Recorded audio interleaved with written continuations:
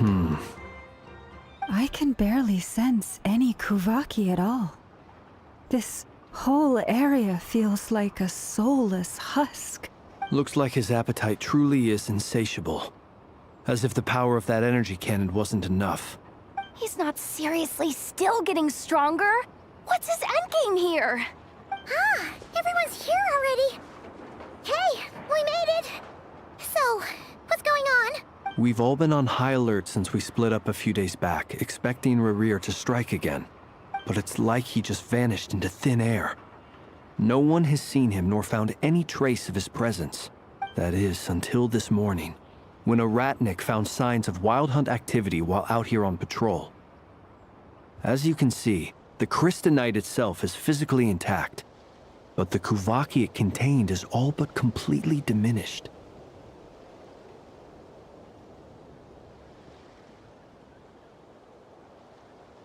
And we're sure that Rerir did this. Who else? He's the only one who could pull off a stunt like this. Kuvaki loss has reached critical levels. Reikir of Solnari set to maximum threat level. Warning, unless de-escalation measures are taken soon, he will pose a threat beyond our ability to contain. The consequences could be catastrophic. Traveler, do you remember when we encountered Rerir just after regaining his body? There wasn't a shred of sanity left. Nothing but madness and rage. Yeah, didn't he shout out a bunch of names? Then he started raving about how nothing in this world mattered to him. Oh, Paimon gets chills just thinking about it. Oh, but the thought that he's still out there, lurking somewhere in Not Cry, waiting for his chance to strike? Oh, even chillier.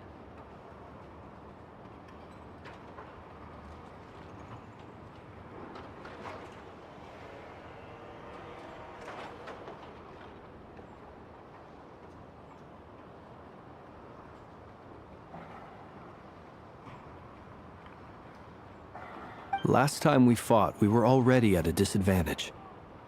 If he has such overwhelming strength, why would he suddenly go into hiding? Yeah, if I were him and I wanted more Kuvaki, I'd just take it by force. No point staying in the shadows. Unless something went wrong. His whole resurrection thing didn't exactly go smoothly. The other thing is, how does someone who's completely lost their mind still have the wherewithal to cover their tracks so perfectly? Beats me. According to certain medical studies, insanity does not always entail a complete loss of rationality. It may be that he is simply living in a world of his own.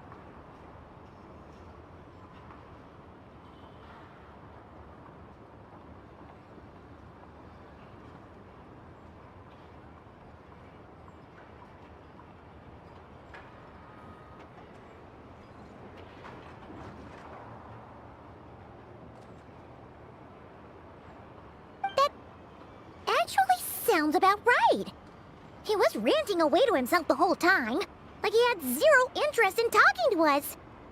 There are many unanswered questions here. He could be right under our noses, and we'd still be in the dark. Besides his name and title, we know little about him.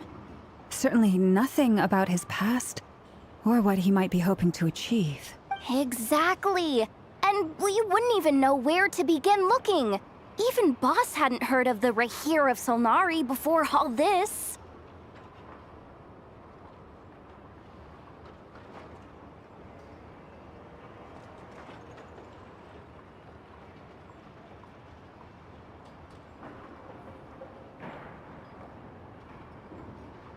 I'd be willing to bet that even if we gathered together every scrap of intel in Nodcry, we still wouldn't find more than, like, 3 useful facts about him. So, if we do nothing, he'll just keep getting stronger. But if we want to investigate him, we have no idea where to look. Last time we had Marionette and her big robo-buddy to help us, and we still barely held our ground. If we had to face him alone... Oh, Paimon's head hurts just thinking about it. What are we supposed to do against a threat this big?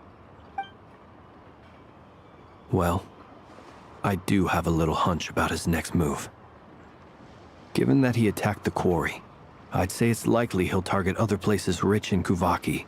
Somewhere like the Eye of Krati, or the Pillar of Embla. One thing's for sure. If we just sit back and let him keep absorbing Kuvaki, we really won't stand a chance against him. A perfectly reasonable hypothesis. However, it is worth noting that these two locations are quite far apart. To investigate them both, we'll need to split up. I agree, we should split up. Right now, Rarir's goal seems to be gathering Kuvaki, not fighting us directly. Once we're done, let's regroup on Hisi Island. Wait, why Hisi Island? If I recall correctly, your largest goddess statue was carved from Kuvaki-rich ore, was it not? That's right. Yes, it could well be a potential target of his. I should head back and start evacuating the pilgrims.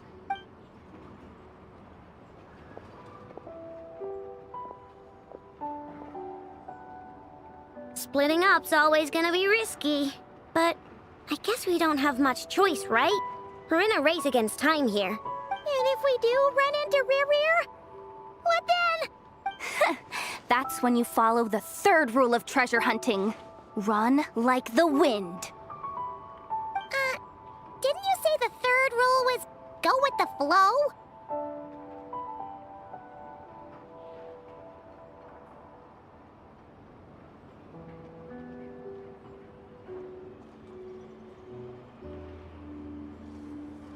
I don't know. Did I? Anyway, whatever.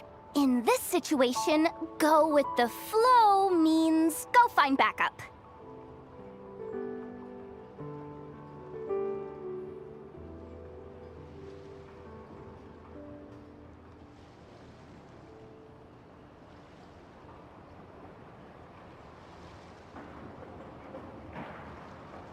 Agreed. If anyone finds so much as a trace of Rarir, do not pursue him. Get out of the area and alert the rest of us as soon as possible. We need to put safety first. All right, we'd better get moving. Come on, Anefa, let's go.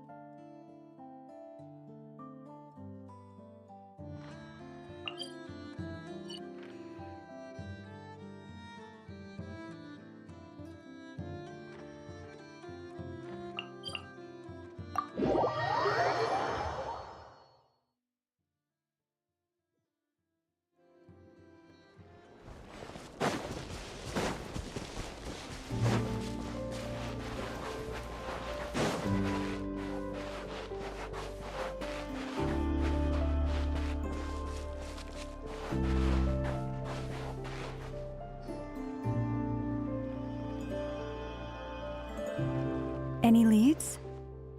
Nope. Diddly squat. No clues to where he might be hiding. It's like he's a ghost. It feels like we're sitting on a powder keg that could go off at any second. Ugh, I hate this feeling. I'd rather face him head on than be left hanging like this.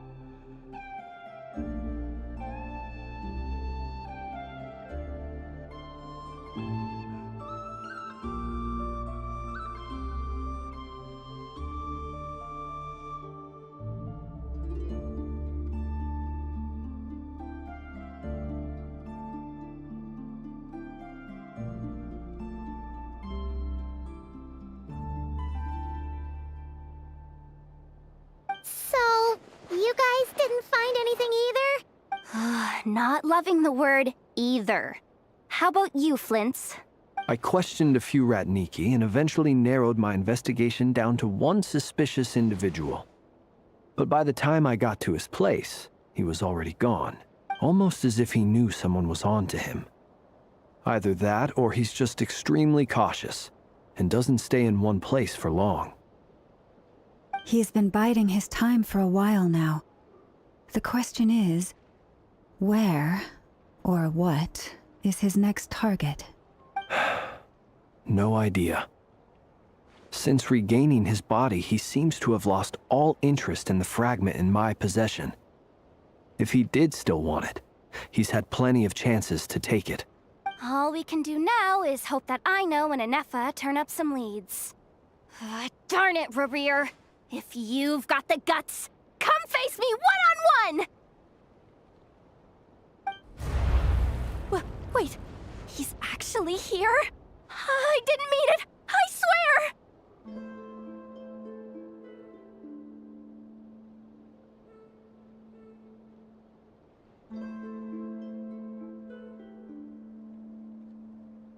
No, it's coming from Silver Moon Hall.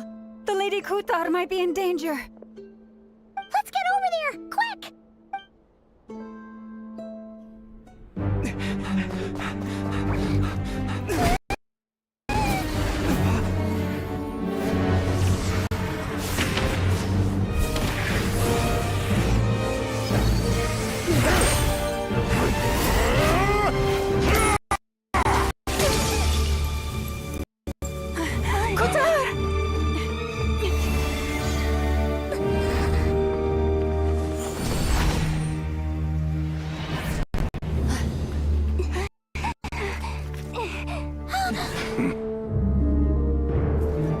Why is he attacking the damsel elect?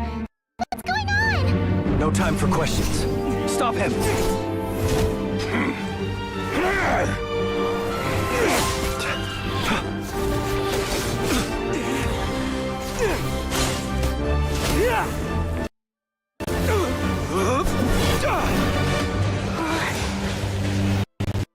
This is insane. Yehuda, get Kutar out of here! On it.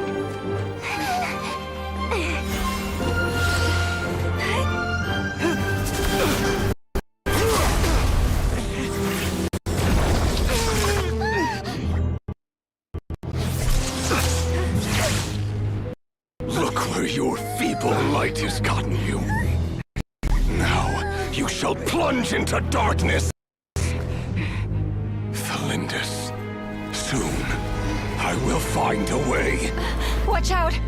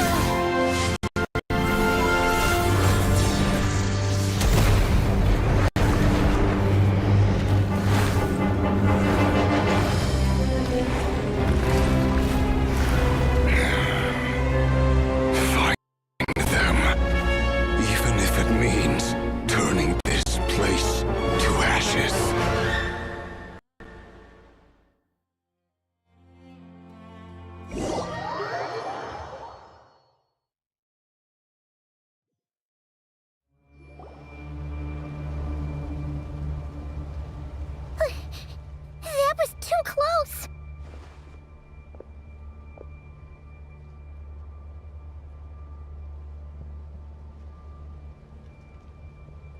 We barely made it out of there alive. What's that guy's deal? How'd he get so crazy strong?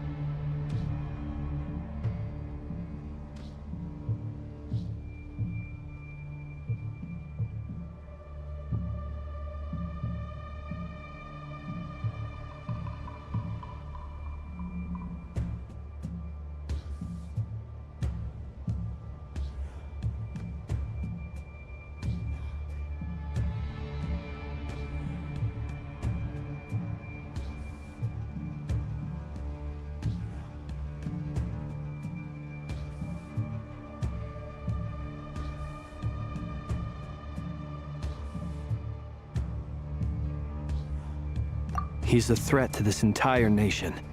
I doubt his strength could even be measured by conventional standards. I have a question. When me and Anefa showed up, we saw him chasing after this lady like he wanted her dead. What was that all about? We weren't there for the whole thing either. They were already duking it out by the time we arrived. Yeah, we didn't see how it all started. It all escalated so quickly, we had no choice but to step in. Kutar, can you shed any light on the situation? Kutar. Cross-checking database. I see. So you're the one that the Frost Moon Scions refer to as the Moon Goddess?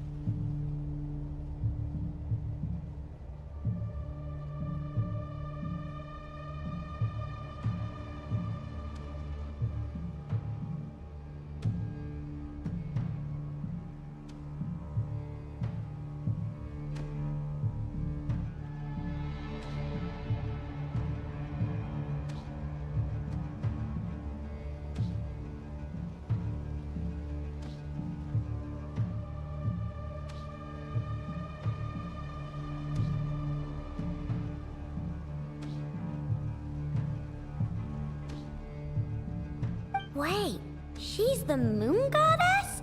Oh, no wonder she looks just like all those statues. There are many reasons why people might worship the moon, and just as many why they might despise it. I've never met that person before, but there was no mistaking his deep-seated hostility towards me.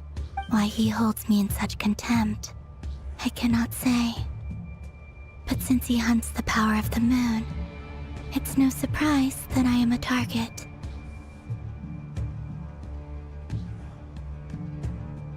Kutar. There are many potential motives. For instance, you help the traveler escape his grasp. This could be his way of taking revenge. It is also possible that he covets the Kuvaki inside you and seeks to take it for his own. The list goes on. But right now, devising a counter-strategy should be our #1 priority. The likelihood of this location being discovered is close to 100%.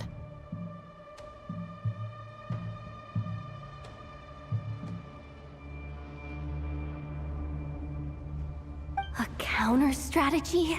But we don't stand a chance against an enemy like this. Surely our only option is to run. He's not gonna chase us to the end of the world, right? So as long as we can sneak out of Nodcry undetected.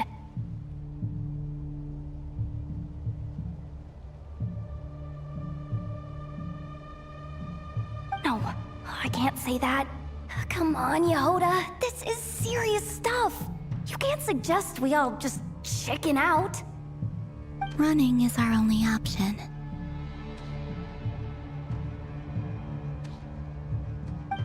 Huh?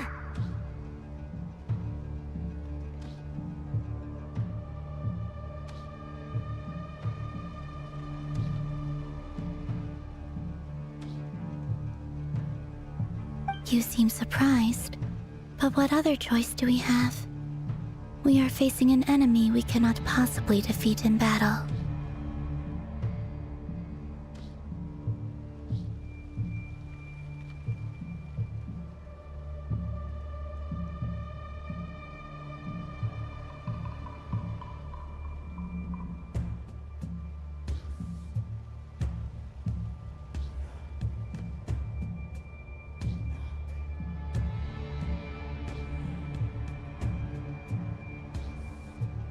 Well, I mean, yeah, but still.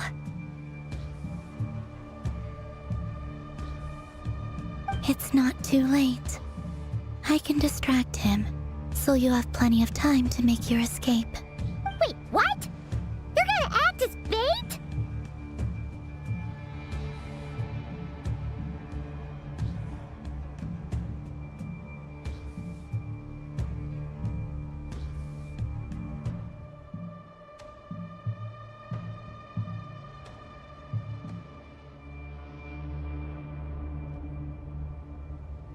Doesn't that make sense? I'm the one he's after. There's no need for you to risk your necks on my behalf. A coyote doesn't stop for bypassers while it's howling at the moon. What is it, Loma? The Frost Moon Scions have already grown accustomed to life without their goddess. My presence here is no longer essential, and this is not my home, so you needn't ask me to stay. We can't just roll over and let him get away with this. That's not our style. Yeah, we can't just call it quits after everything we've been through together. Besides, she'd pretty much saved my life back there. If I just ditched her now, I'd never forgive myself.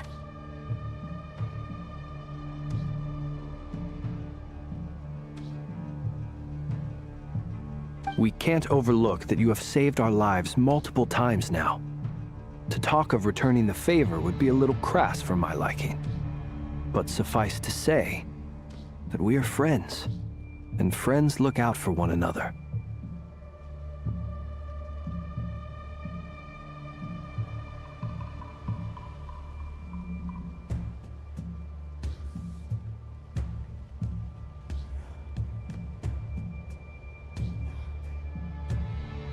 Riri's true objective remains unclear. Even if we were to sacrifice Miss Kutar, there's no guarantee he would stop. But Kutar, I know why you left the Frost Moon Scions so long ago. It was because people started treating prayer as a form of trade. They would make self-centered wishes, force you to accept meaningless offerings in return, and then expect you to perform miracles for them, as if that were their entitlement. If it were me, I might have walked away too. But I believe that time can change everything, and that sometimes it takes losing something precious to appreciate its true worth. After much reflection, I've realized that this was never about whether the Frost Moon Scions need you. Any relationship based on need is purely transactional. What I truly hope is that you'll choose to stay, not out of obligation, but as part of our family.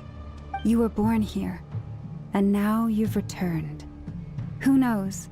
Perhaps it was the moonlight that guided you home.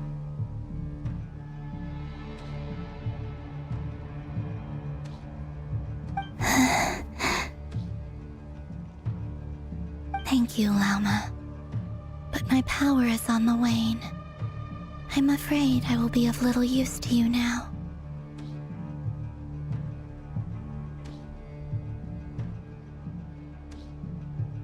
Very well then.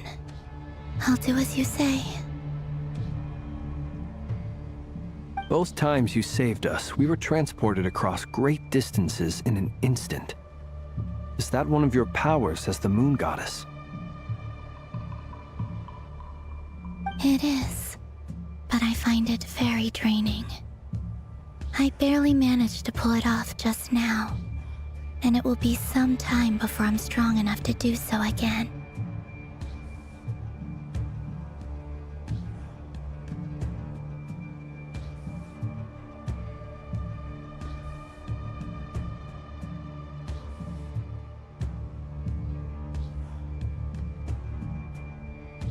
Rejected by the world, my power is dwindling.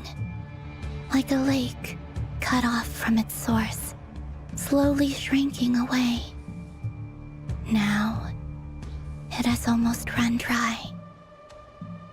What do you mean, rejected by the world? The 3 moons belonged to the ancient bygone era in which they came into being. From the moment I was born, the world itself has been steadily sapping away at my strength.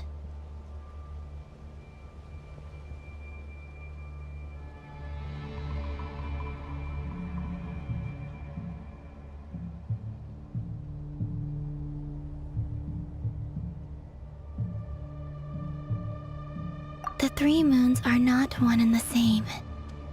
As the goddess of the Frost Moon, I cannot wield the powers of the other 2. Yet moonlight has a way of blending together. Each can reflect the other's glow. So when our fingers touched, I was able to restore my strength by drawing Kuvaki from the eternal moon's marrow.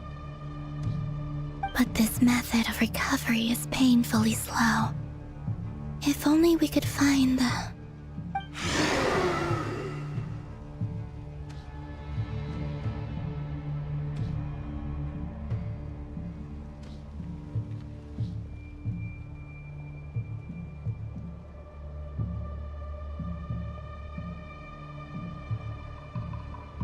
It's the Wild Hunt! Even faster than we expected. We'll have to finish this conversation later. See how those Wild Hunt creatures are running away from us. They're likely just a scouting party, which means Rerir won't be far behind. Then what are we waiting for? Let's get the heck out of here!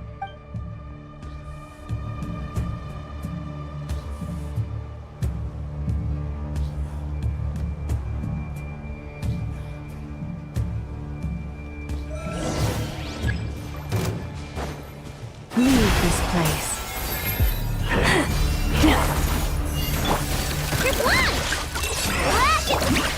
Ultimatum protocol. Installation chamber deployed. They just keep coming! This is driving me nuts! Rerir's closing in on us. We need to pick up the pace. There's too many of them! And this time, we can't fall back on Kikar's health to escape! This goes on much longer.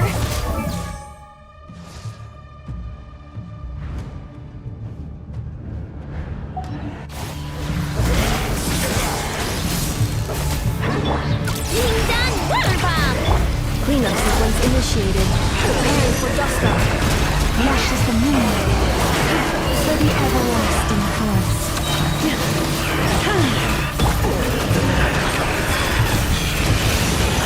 Close your eyes.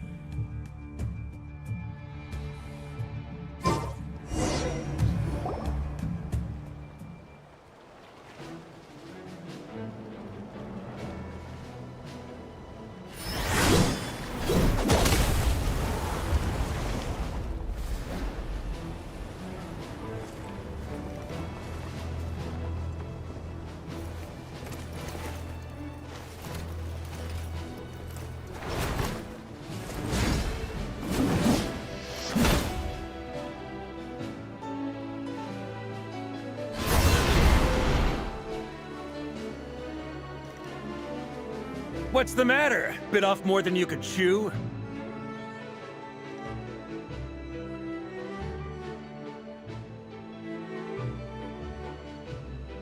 Who are you?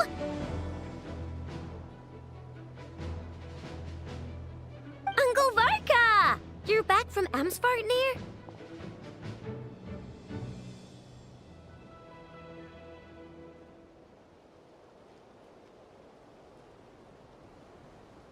Whoa!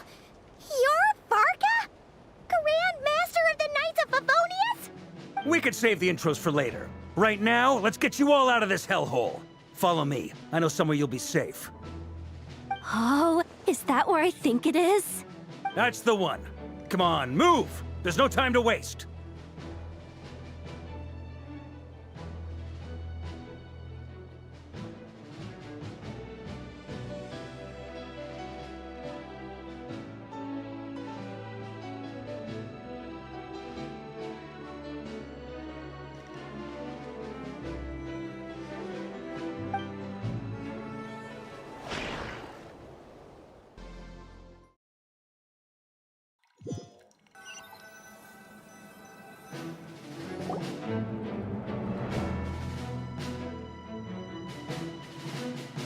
Wow!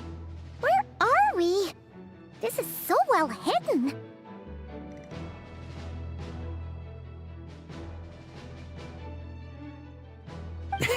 Well, that goes without saying. This is the Knights of Favonius' meeting place in Nodcry, and a contact hub for the Northern Intelligence Network.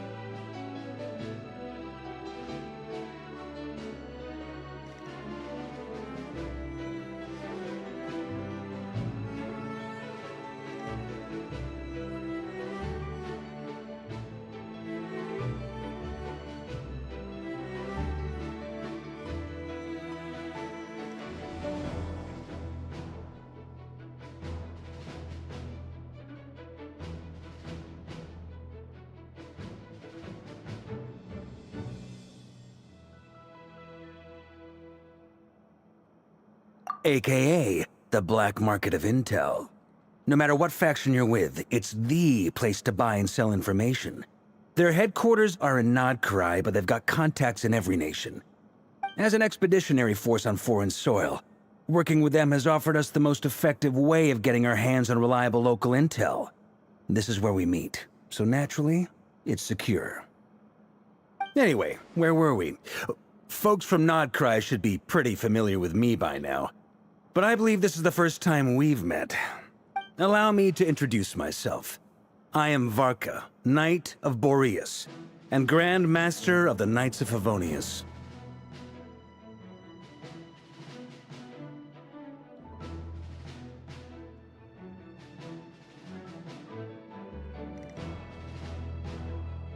We've heard all about you.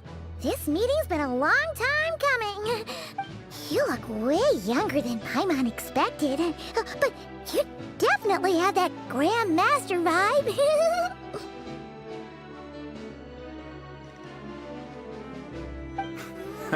Well, I'm no spring chicken. Just not showing my age yet.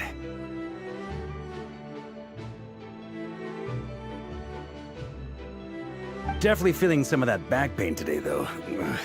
Rushed back from Amsvartnir without a wink of sleep, only to get right into another fight with that freshly revived maniac.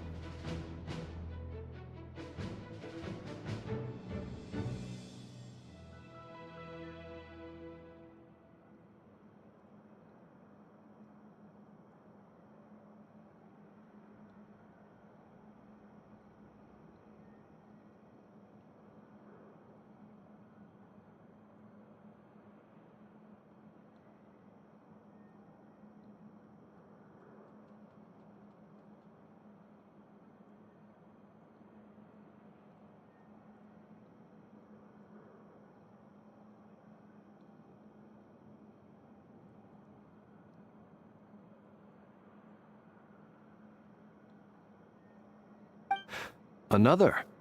You mean you fought him before? Yep. He wasn't nearly as strong back then, but he was still a formidable foe.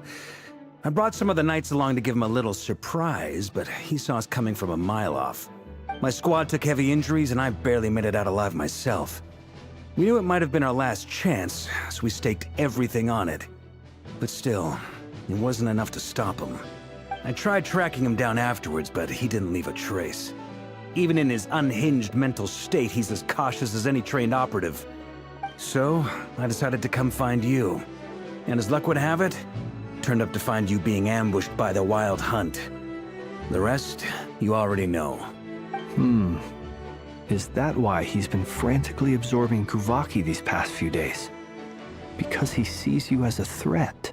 Maybe I'm part of the equation, but even if I weren't, I'm sure he'd still be gathering power. He's clearly working up towards something.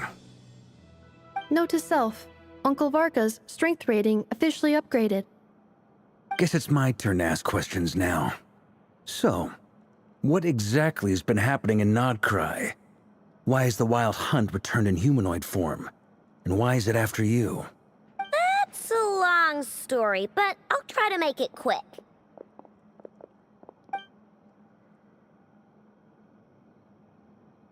Wow, I had no idea so much had happened. Sounds like you guys have really been through it. So, the Kutar is actually a Fatui Harbinger. And all this Wild Hunt activity in Nodcry is the work of the Raker of Solnari, one of the 5 sinners.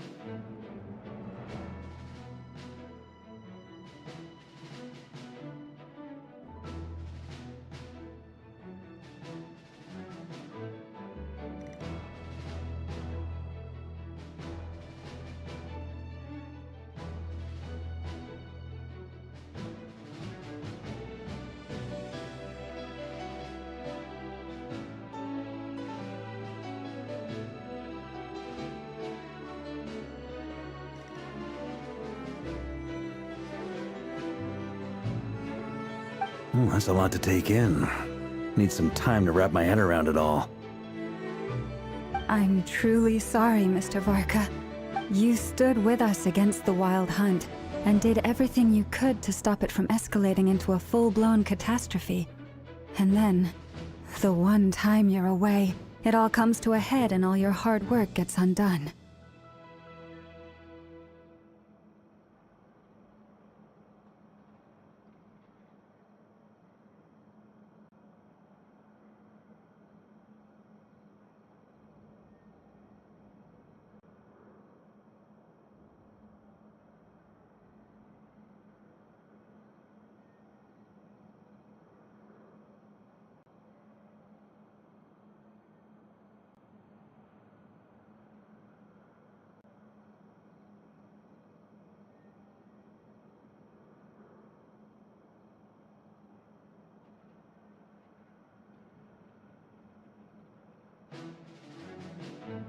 You've got nothing to apologize for, Miss Moonchanter.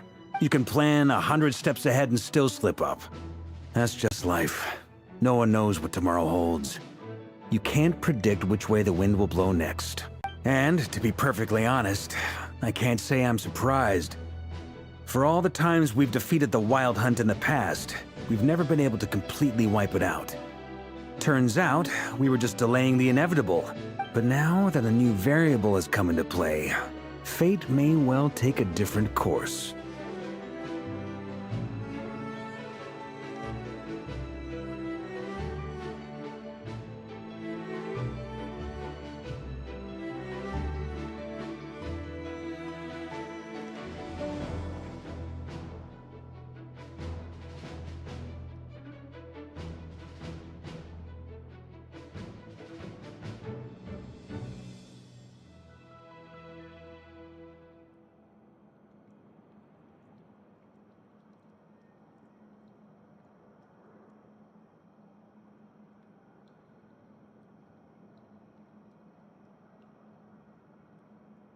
A new variable? You mean... us? Who else?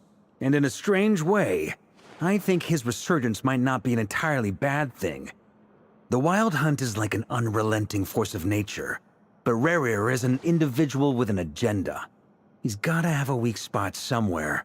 That said, while I know I was explaining everything just now, Some of the points that Mr. Flint's added caught my attention. You mean about our mystery ally? That's right. From what you've said, not only did they lead you straight to some key files, they also shielded Hisi Island from a lethal Kuvaki blast.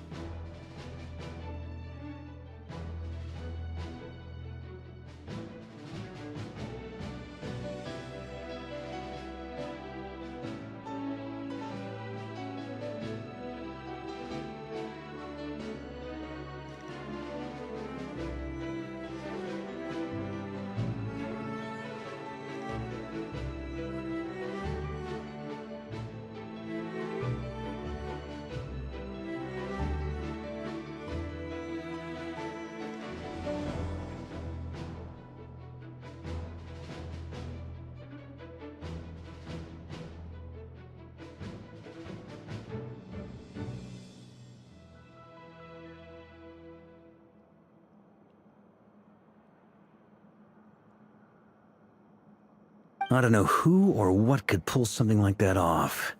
Heck, even Miss Columbina doesn't have a clue.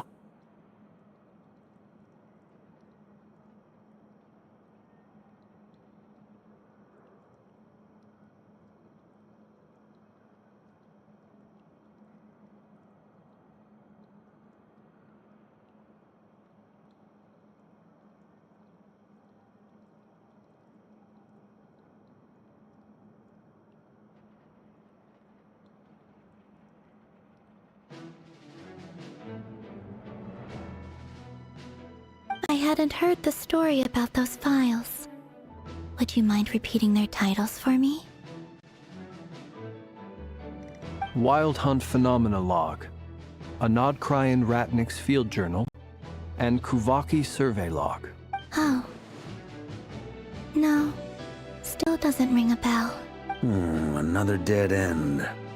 Guess all we can do now is hope that our mystery ally keeps showing up when we most need them.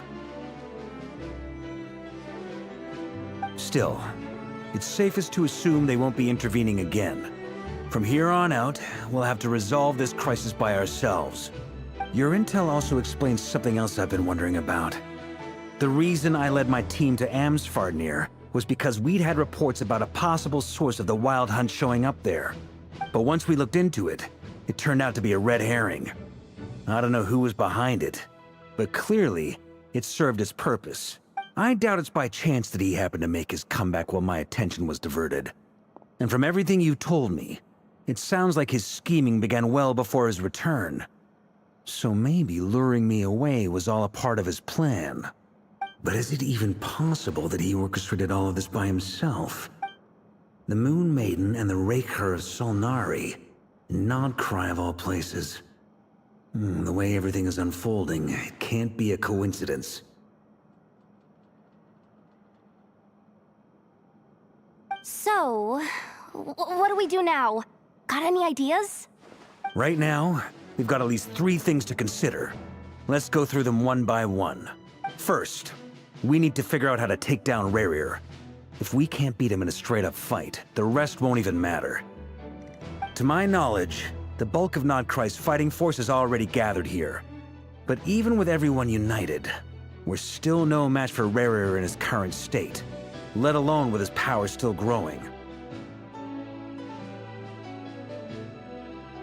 What if there was a way to tap into a new power of our own?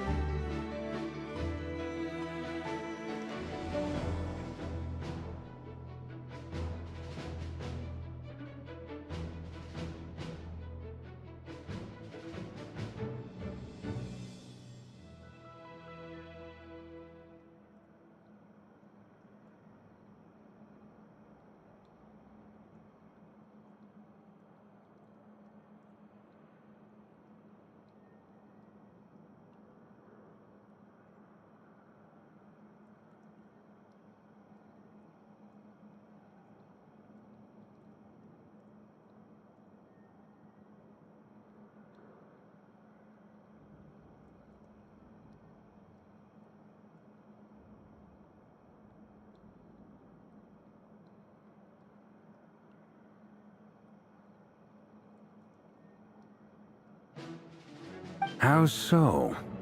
Have you thought of something, Columbina? 3 moons once watched over this world. The eternal moon was the largest.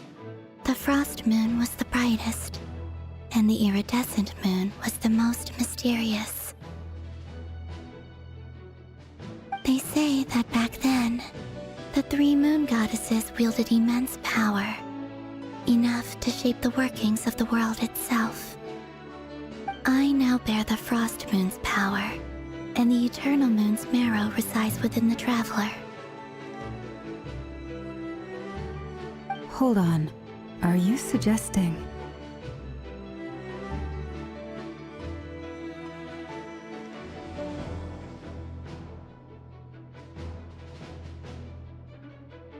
The iridescent moon, the last piece in the puzzle.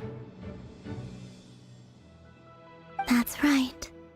If we can find the iridescent moon's marrow, I will be able to regain my strength much more quickly. The 3 moons are said to stir the tides and illuminate all things. Perhaps they hold further secrets beyond our understanding.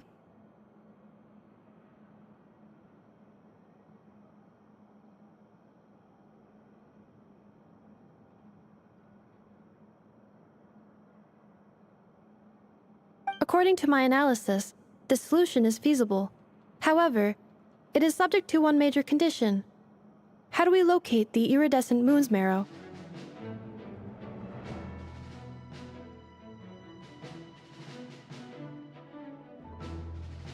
I know a way, but we will need to visit the Fatui's Experimental Design Bureau.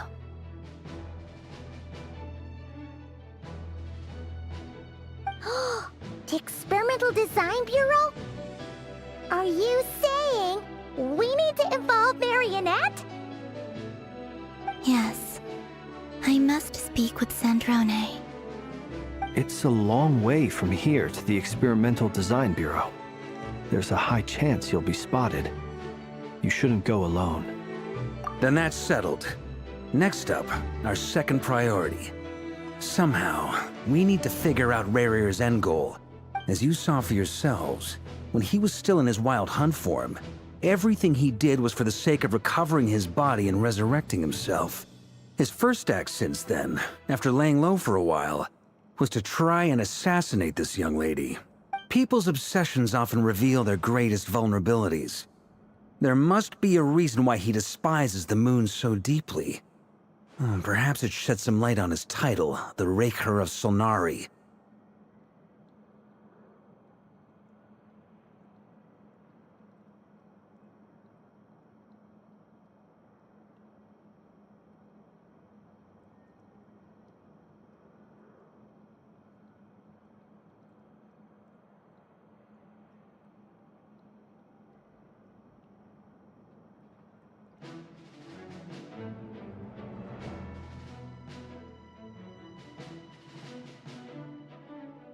The Wild Hunt has plagued Notcry for centuries now. If we want to stop it for good, we have to get to the root cause of what's driving it. It's true. We still know very little about him. If Kuthar hadn't given us that lead, we wouldn't even know his name. But where would we even start? I doubt even the Intel Queen of Notcry has a clue, and she has info coming out of her ears. Oh? That's a rather hasty conclusion for someone who's so painstakingly meticulous when it comes to dealing with machines.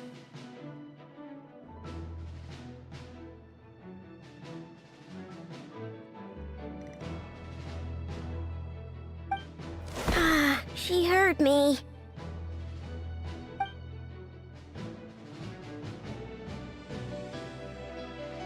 Boss!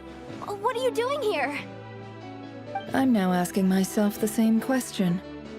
I received a letter from a humble knight of Favonius, requesting a meeting to discuss a major business deal. But it looks like this humble knight had something else in mind. Details, details. Miss Neffer, the important thing is that you've arrived at the perfect time. Since his failed ambush, I've been racking my brains trying to come up with a plan to fight Rarir. Given the severity of the situation, I think it's fair to say that our only chance lies in uniting as one. And I'm talking all the factions in Notcry.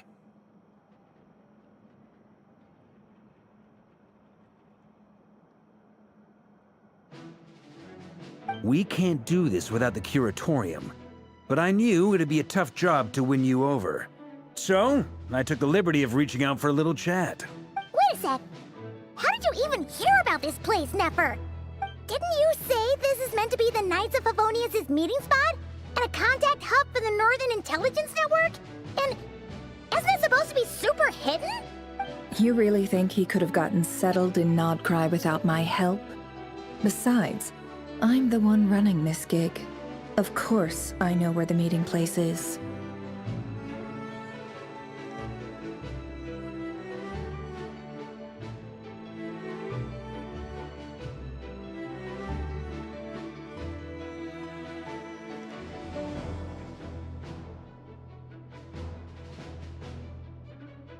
Allow me to introduce the current head of the Northern Intelligence Network.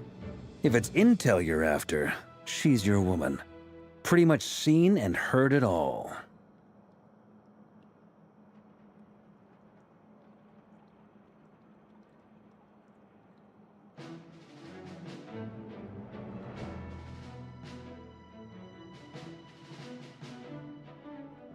Please spare me the flattery. Let's cut to the chase. Seems like you've run into some trouble, huh? Well, this certainly qualifies as an unforeseen crisis. On behalf of the Curatorium of Secrets, I wish you all the best of luck. So you're just going to sit this one out?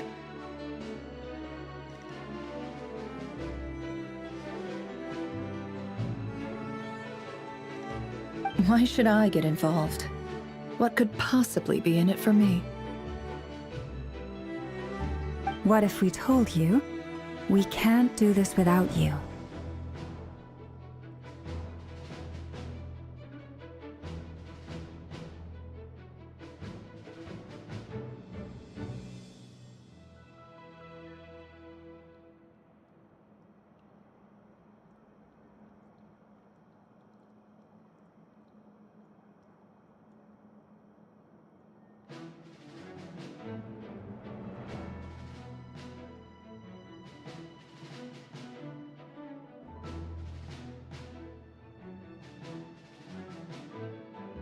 Oh?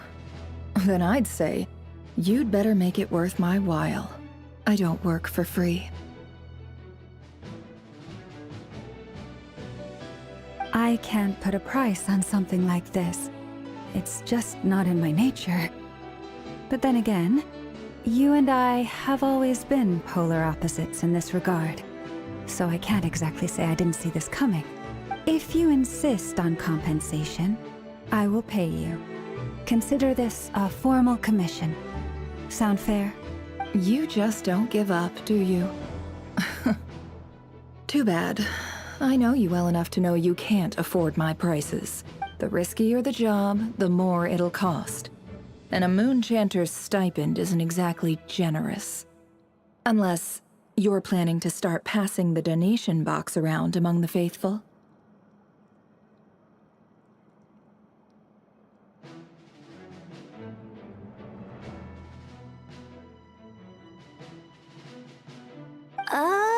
Boss, just a thought.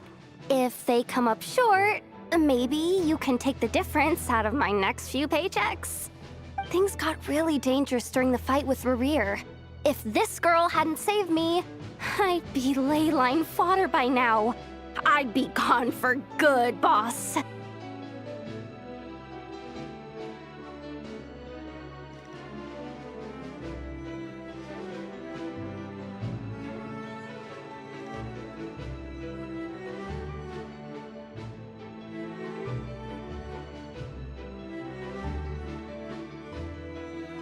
If there's any way we can make this work, I'd really like to help her.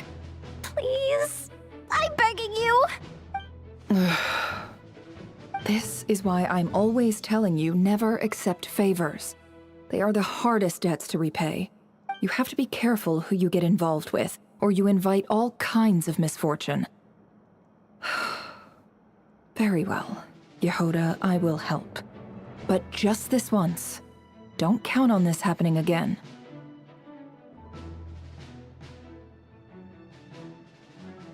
Flynn's. That fragment that Rerir was after. Do you still have it on you? Of course. Let me borrow it. I need it to follow up on some leads. Wait, you actually have some leads? Shh. This is top secret information. I get it. We all have things we'd rather keep to ourselves. Plus, I know we can count on you, so we'll leave the intel gathering in your hands. And that brings me to the third and final item. We need to find a way to distract him. We need time to make our move, so someone will have to stall him. I'm in for this part, no matter what. Anyone coming with? Count me in too. Come off it, you two. Quit playing heroes. I'm way ahead of you here. Inefa did a scan of the Moon Goddess's Kuvaki signature, and we're gonna use it to make some decoys over at the Krumkake craft shop. Anyone who's in, follow me. Once they're ready, we'll deploy the decoys across Nagcry. So as long as the rest of you keep moving, he won't catch on to your scent and won't be able to track you down.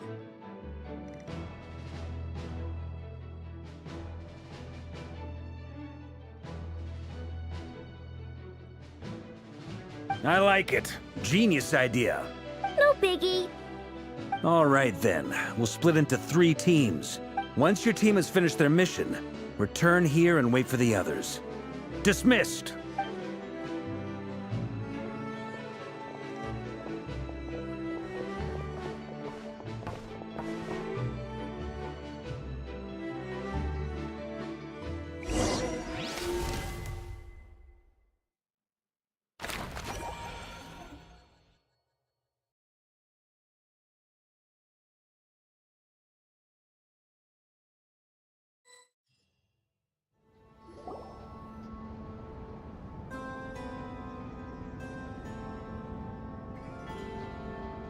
Lady Damselette. Wait, and you two? What are you doing at the Kuvaki Experimental Design Bureau?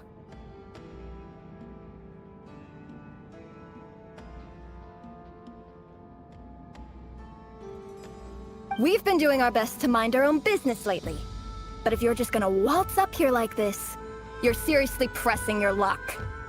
Don't blame us for doing what we have to. You really think that's gonna scare us off? We're not looking for any trouble. I just want to see Zandrone. Do I need to remind you that you're still a wanted fugitive for deserting us?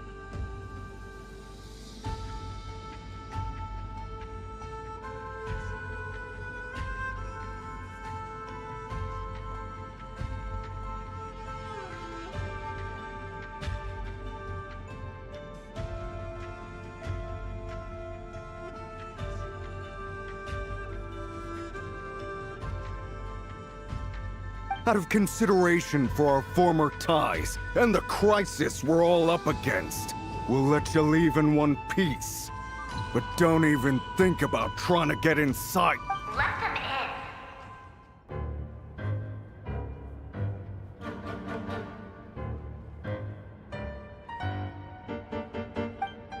But...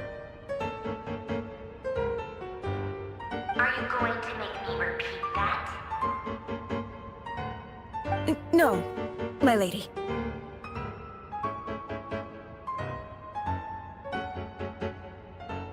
Zandrone seems to be in a good mood.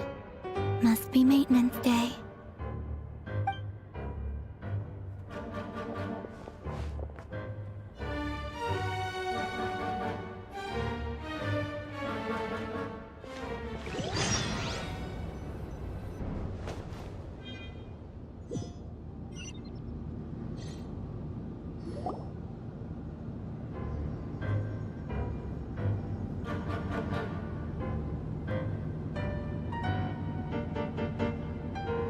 So tell me, to what do I owe the honor this time?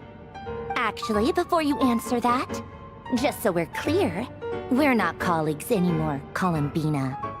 I don't owe you anything. I promise it's nothing big. It seems like you've gotten the wrong idea here. The only reason I let you in was because I was bored. It seemed like a way to kill some time and satisfy my own curiosity. Whatever miscalculations I may or may not have made in the past, I haven't lost the plot enough to even consider sticking my neck out for your sakes. I'd like to speak with Arlecchino.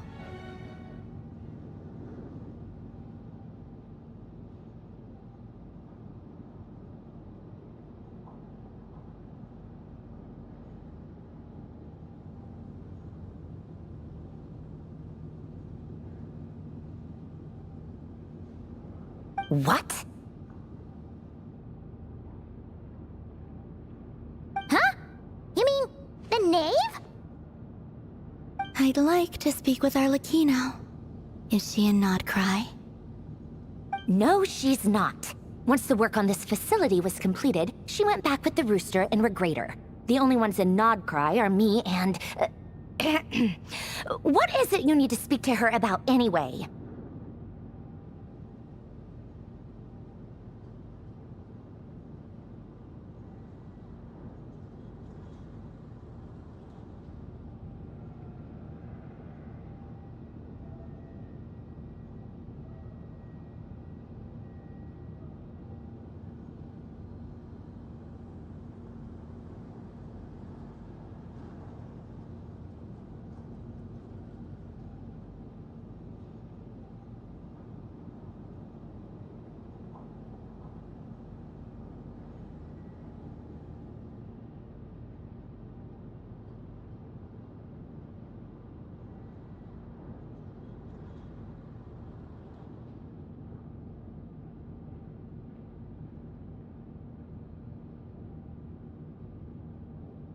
Rerir is hunting me. If I'm going to face him, I must first retrieve the lost moon.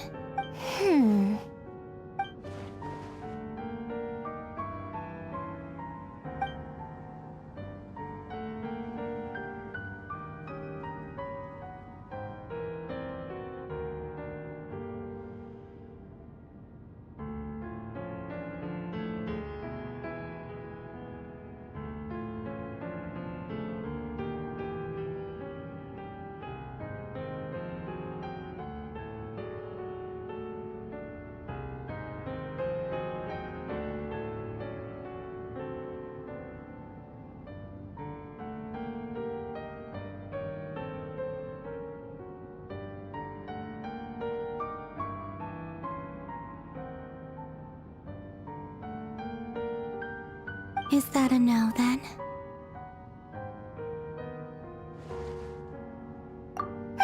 As if I need reminding.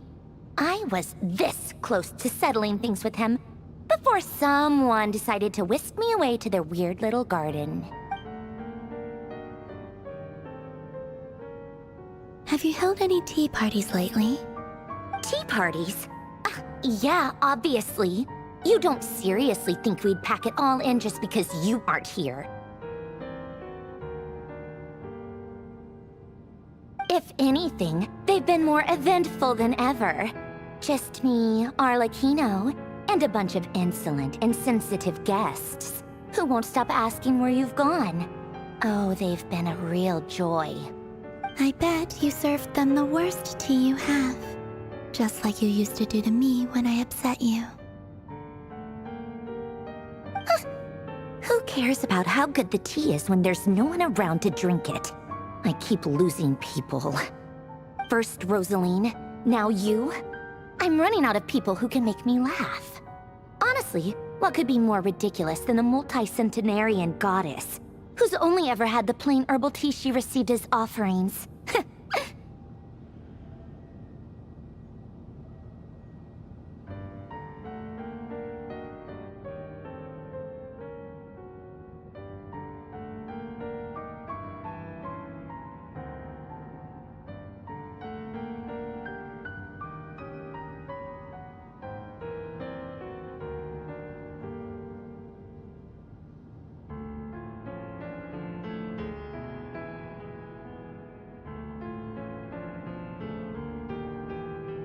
You'd always brew a different type of tea for me each time.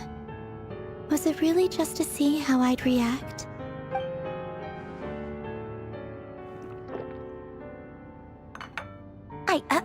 Well, duh. Why else? Watching you squirm was practically my only form of entertainment.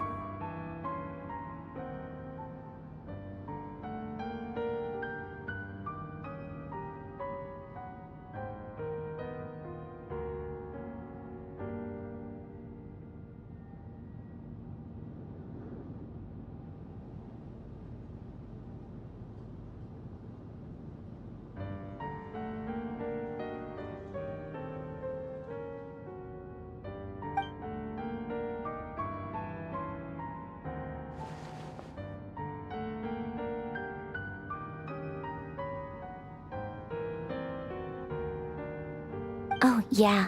And Capitano sometimes used to bring Tartaglia around, too. But I guess we won't be seeing him again.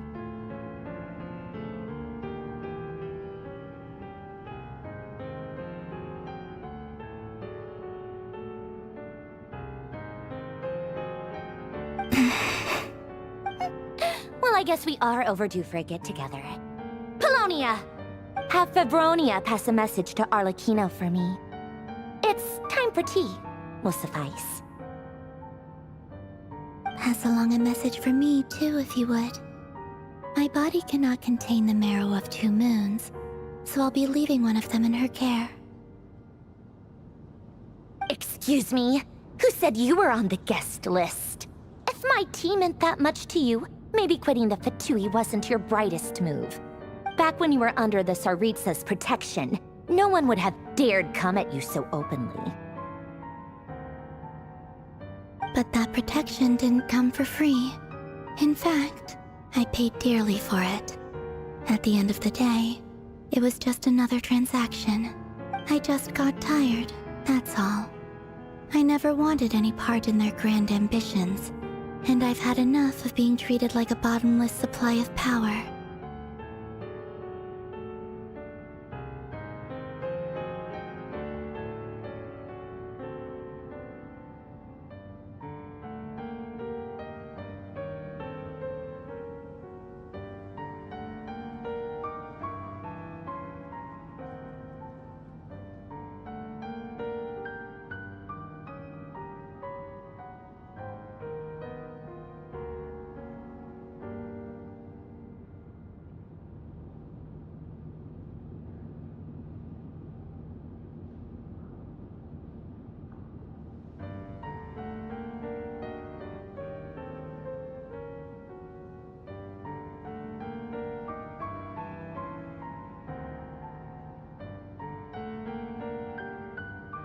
It brings back memories from the old days, when I was still worshipped as the moon goddess.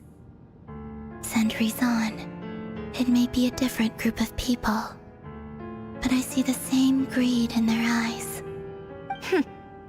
I figured you'd leave eventually. You didn't have as much of a reason to stay as I do.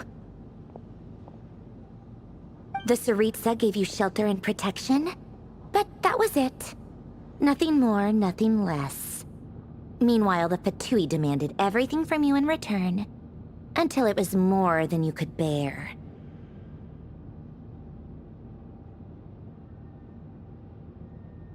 I get why you left. And frankly, I have no interest in dragging you back just because the higher-ups told me to.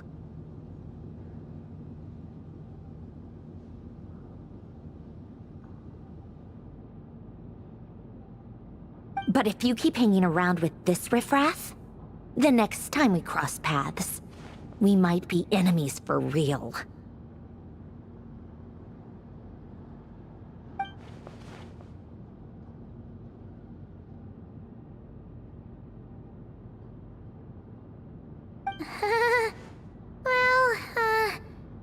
Guess that's our cue to leave. That might be your plan. But it sounds like someone else wants you to stay a little longer. Huh? What do you mean? Listen.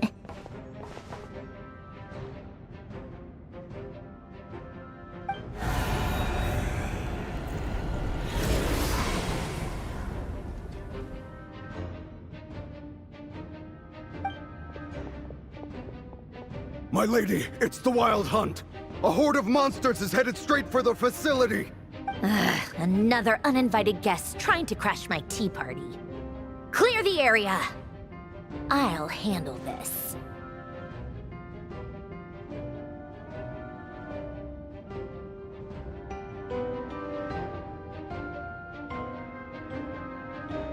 Wait, what? You want us to leave you here by yourself? You'll be lucky to make it out of this alive.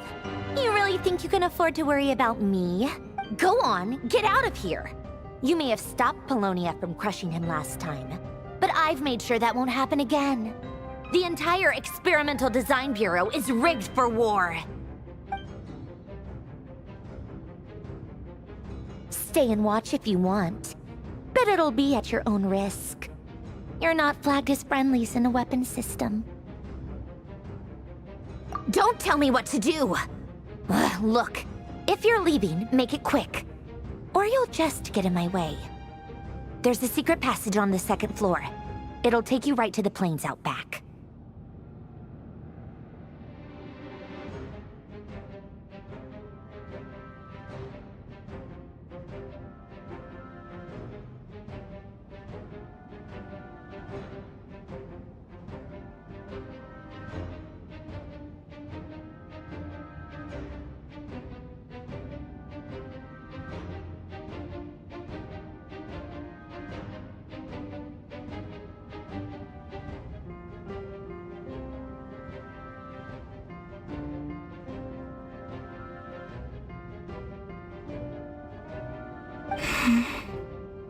Stare all you want, Columbina.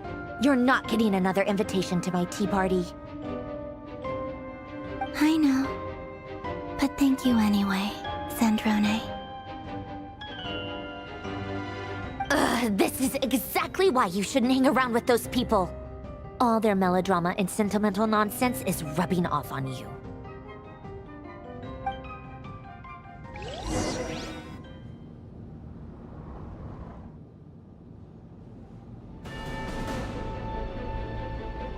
Come on then, Mr. Ray here. Let's pick up where we left off. It's your Wild Hunt monstrosities versus my beautiful creations. Let's see who comes out on top.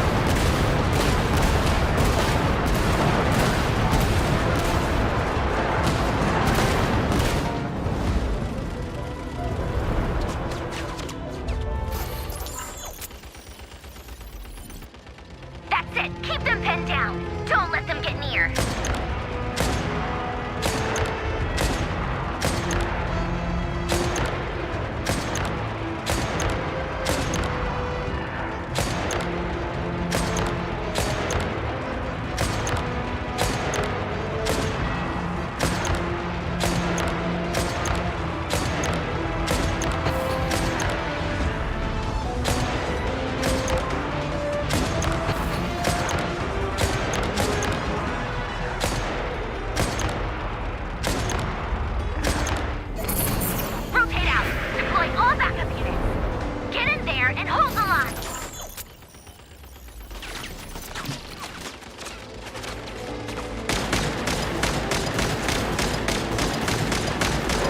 They're more patient than I thought. Whatever. This is where the real fun begins.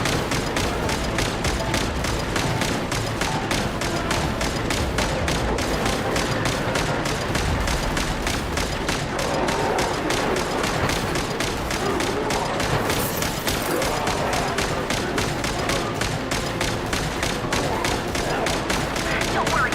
Once this is over, I'll put you all back together again. I promise.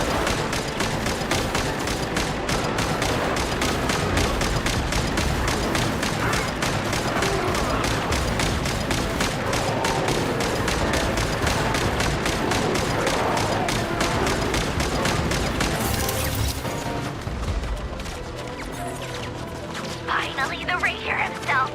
Time to... Huh? Where'd he go? Uh-oh.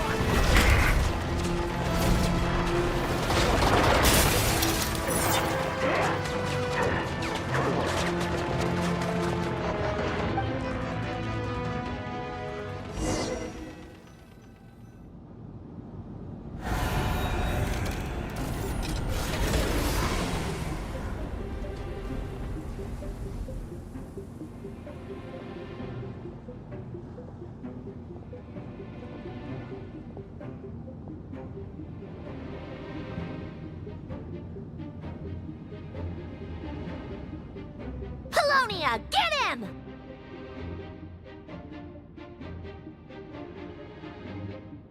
I've upgraded Polonia again since our last encounter, and uploaded every last scrap of your data. So let's finish this, once and for... She's not here. Where did she go?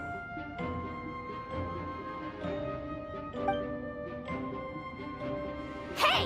Over here, you big...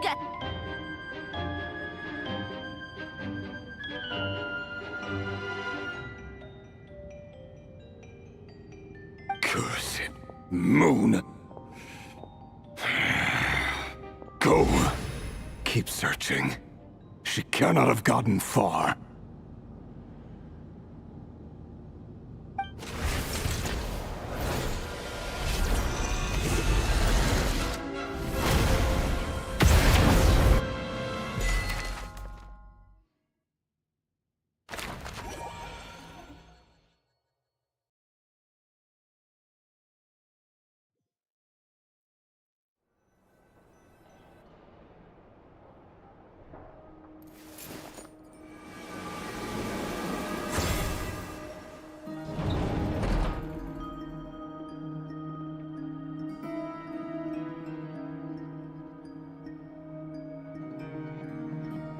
So this is your method for investigating Rarir's past.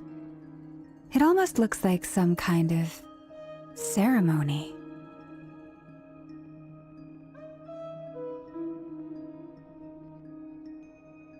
Good deduction. But it's quite a different affair from what you're used to with the Frost Moon Scions.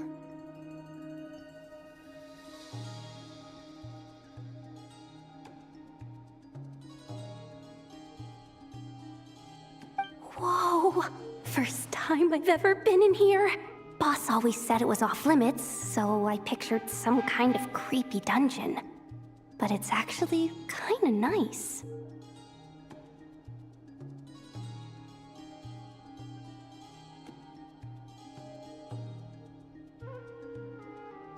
Oh, I guess this must be Sumeru decor?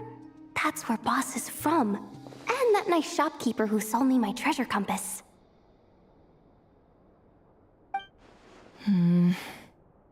I'm not sure exactly what you've got planned, but it looks like you're all set.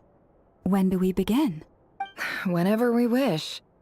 But for some reason, I've got a feeling this isn't going to end well. I've never faced Rarir myself, but from what you've told me, his power is beyond anything I could imagine. I, on the other hand, am just an ordinary businesswoman. Our paths should never have crossed, yet here I am, Forced to make an enemy of him. If you ask me, you're about as far from ordinary as it gets. So what are you saying? You're getting cold feet? Once I take a job, there's no backing out. Still, I have to ask myself if the power I'm relying on will even work on an opponent of this caliber.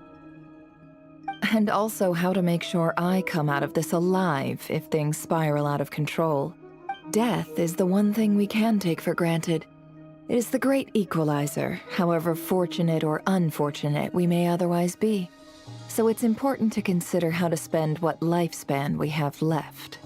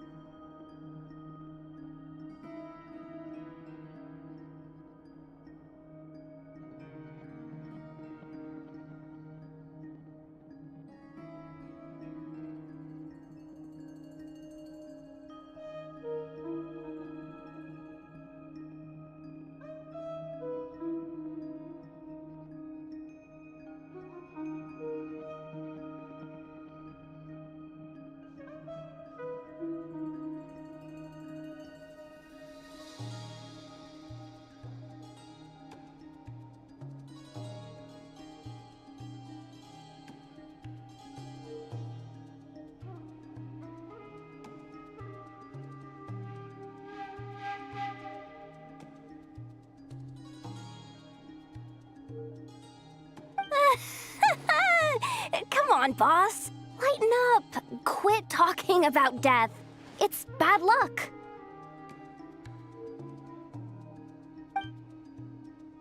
For once, I agree with you. When you're up against a foe like Rerir, there's no such thing as being too prepared. Is there anything I can do to help? That won't be necessary. I've already made up my mind. Time to cash in a precious favor I've been saving for a rainy day. Yehoda, I need you to find someone for me. The sooner the better.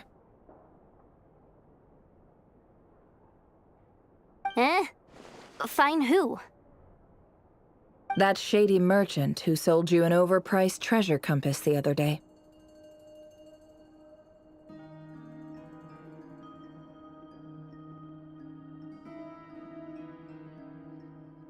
Come on, boss. You're pulling my leg again. In what way is she shady? She showed up when I was completely lost and sold me a neat little gadget that was exactly what I needed. Trust me, she's a good person.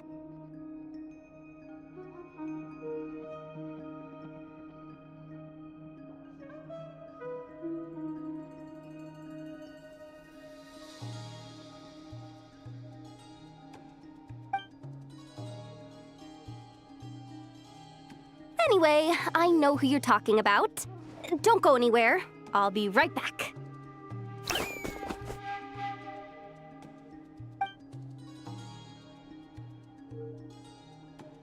Quit grabbing me! I genuinely can't run any further!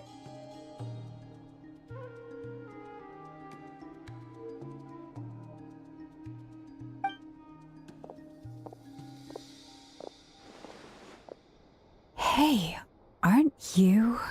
What is it? What's the big rush?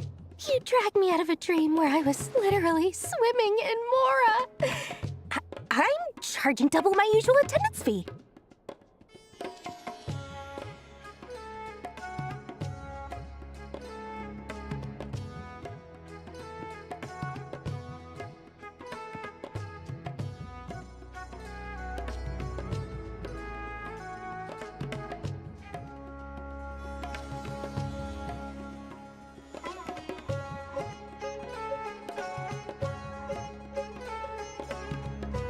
See, look how easygoing she is.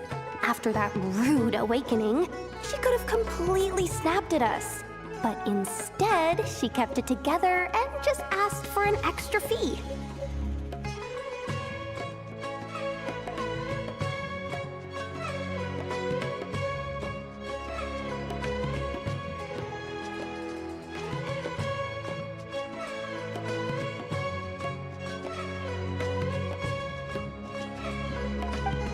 Dori, Sangama, Bay?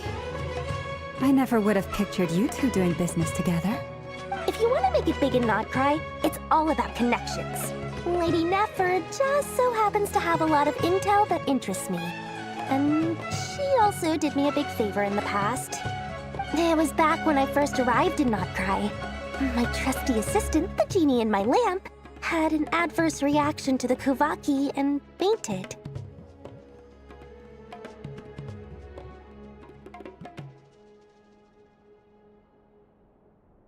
And when you know it, that's when I suddenly find myself in a life-or-death situation. Good thing my compatriot was there to swoop in and save the day. I've been giving her a 30% discount off all of my goods ever since. Now, so that no one here feels left out, I'm willing to extend a 20% discount to fellow friends of Boss Nefer. Plus, any other friends you send my way will enjoy 10% off. What can I say? The great Lord Sangama Bay is nothing if not generous. So, let me guess. You've run into some trouble? I've got everything you could possibly need, and the more you buy, the more you'll save. You guessed correctly. What have you got in the way of survival gear? The one type of gear I've never been short on. What are you looking for? A jetpack fresh from the Academia's labs? An ancient suit of armor dredged up from the bottom of the sea?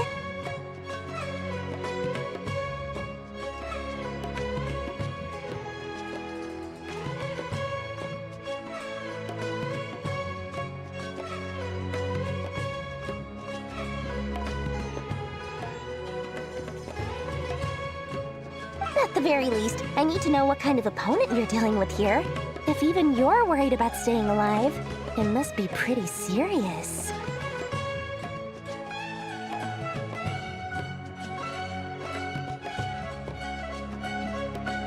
What if I told you it's someone with the power to bring a nation to its knees? Is that so? Then we really are talking top-shelf treasures. I don't have anything like that in stock right now. I'll have to ask my supplier. Your supplier? A powerful woman, make no mistake. I can't reveal her identity, but luckily for you, I hear she's planning to visit Not Cry in the near future.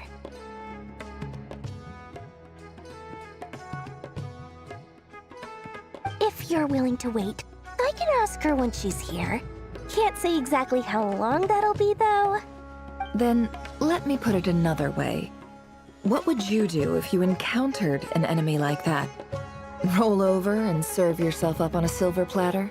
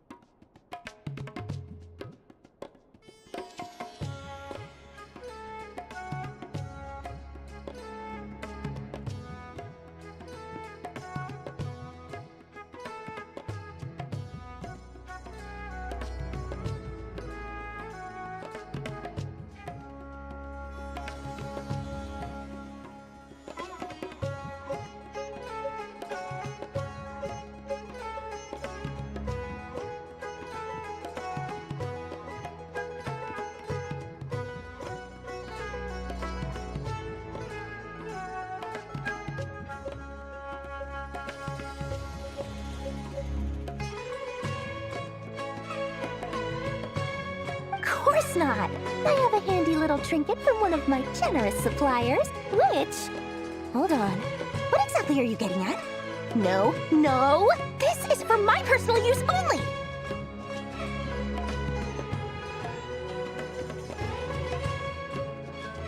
Let's just say I'm borrowing it, all right? Just for insurance purposes. You'll get it back later.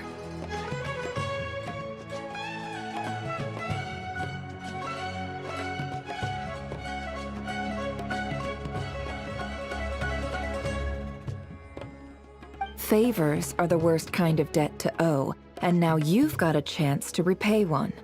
A win-win situation, don't you think? Fine. You can borrow it for 5 days. No, make that 3. And for every extra hour after that, I'm charging you 1,000,000 mora. Deal? Deal.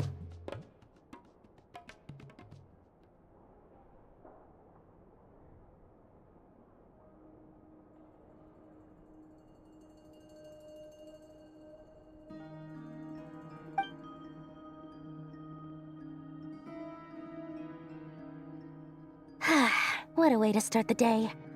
Now, was there anything else you wanted? Or can I go back to bed now?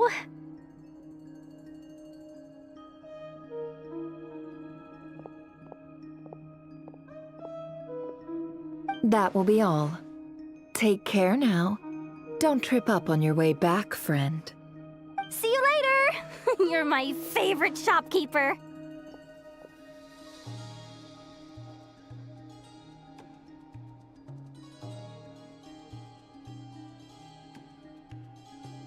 Excellent. Everything is well and truly ready. The ceremony can now begin. After initiating the ceremony, your minds will follow me wherever I go. You will see many strange things in your mind's eye. So remember, don't be frightened, and don't make a sound. Now then, let us peer into the Raker of Solnari's past.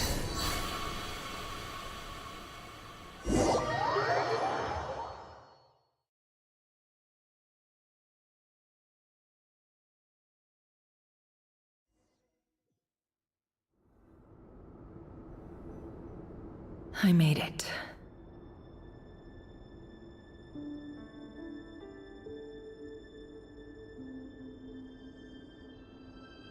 I don't recognize this style of architecture. Must be Conrian. Simple furnishings, table and chairs. It's a more ordinary house than I might have expected.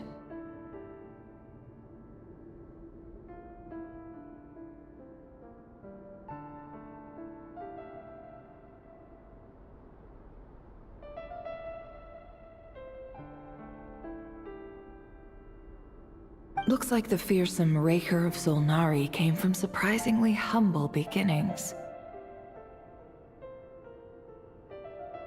Unless this passed for luxury in Conria. Unlikely. It was said to be a very prosperous nation in its heyday. Anyway, I'll keep exploring.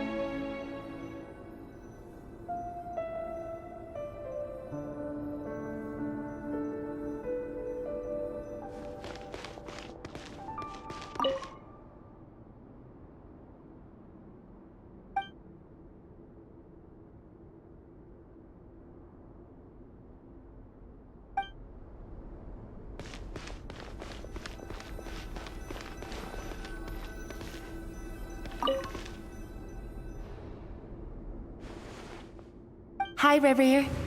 Since you're working extra hours tonight, I thought I'd keep myself busy by checking out that new kebab shop. I've heard good things about their menu. I'll test it out, and if it's as good as everyone's saying, let's go back together sometime.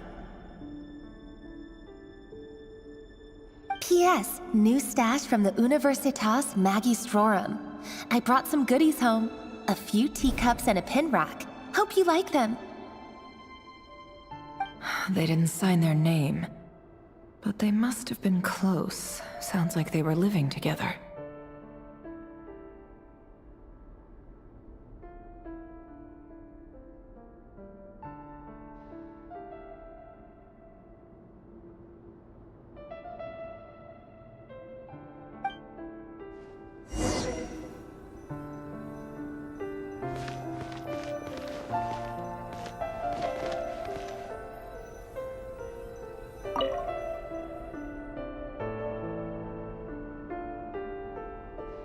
I went over to Joseph's for drinks today.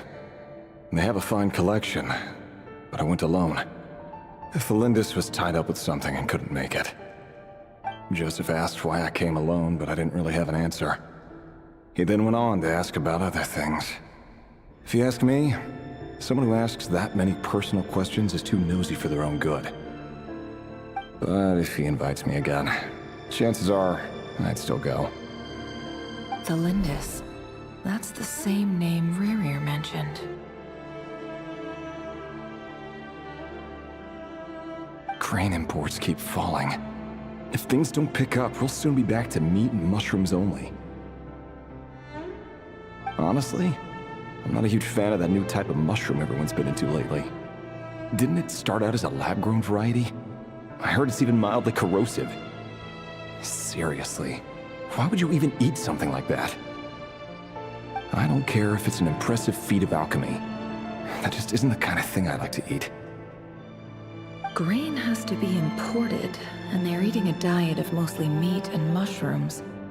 Could it be because Conria is underground, so it doesn't get much sunlight? That would explain why they use so much stone in their buildings. They even use alchemically modified strains for food. Seems like the people of Conria don't have many options when it comes to dining.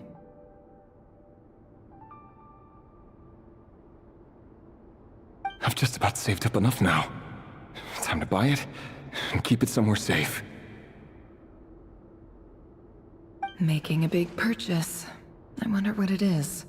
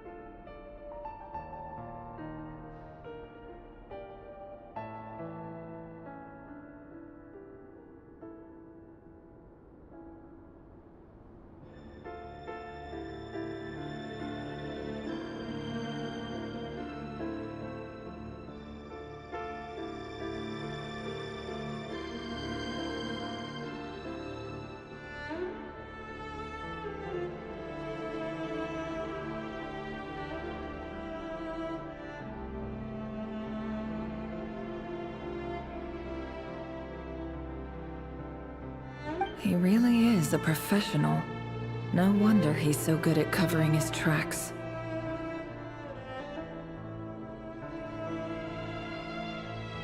Despite what he's become, it seems like he's retained certain habits, at least in this regard.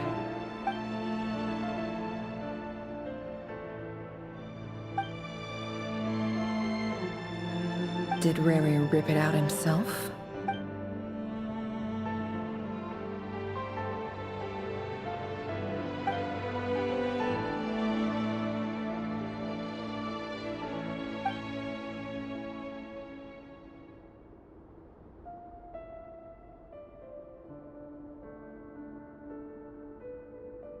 Before I met you, I was convinced that my heart was nothing more than a stagnant pool.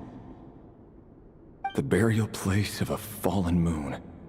A withered, windless grove where the waters rested forever unrippled. It was you who helped me see that my heart hadn't entirely withered away. That it could still beat to the rhythm of love.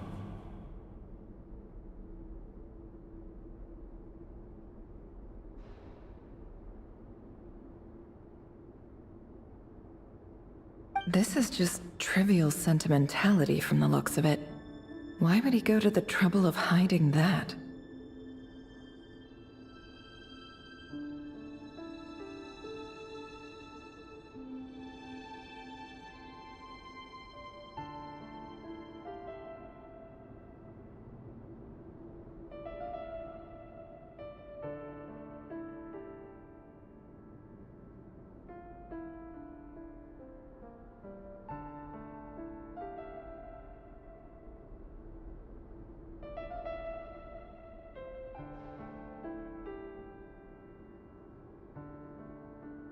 The burial place of a fallen moon.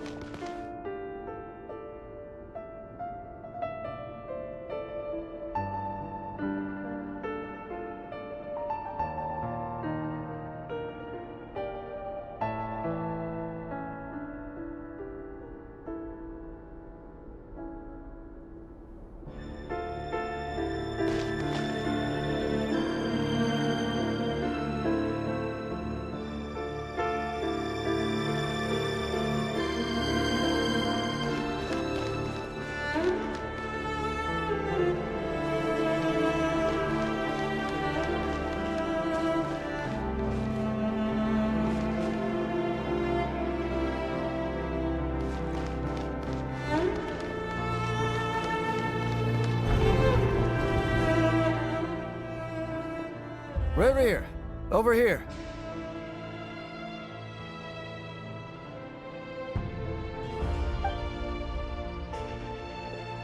Dane! Oh, and, Vedelson here? What a surprise to see you here, sir.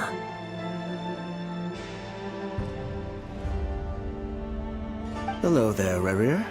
You need not address me so formally outside of court. He doesn't get that much free time, so I invited him over for a drink. Even the court prophet deserves a break every now and then, right?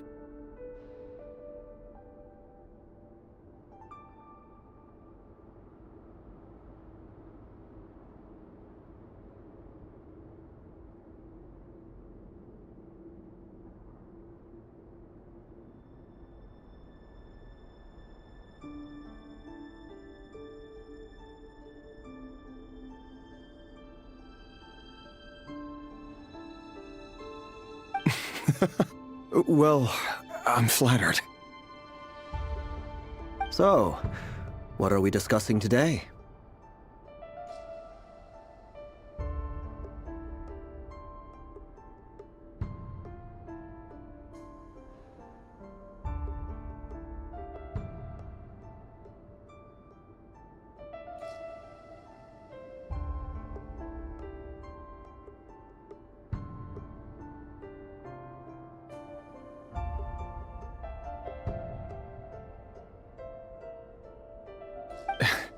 Hey, don't look at me.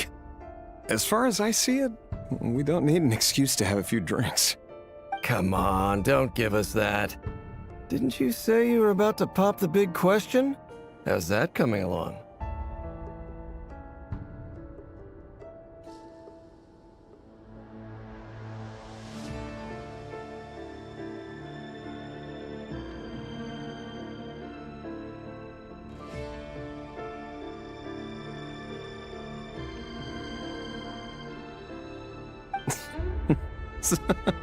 Who'd have thought the Great Twilight Sword was an even greater gossip? I just didn't expect you to be the first one to settle down and get married, that's all.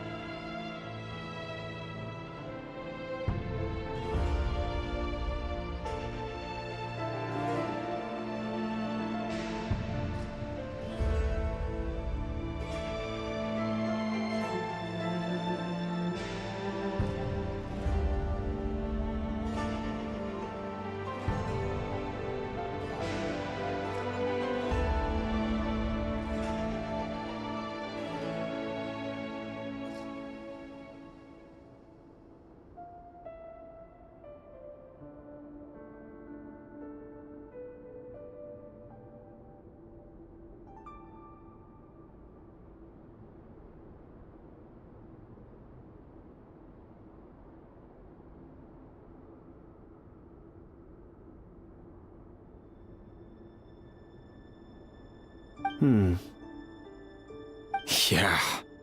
If you told me that a few years ago, I wouldn't have believed you either.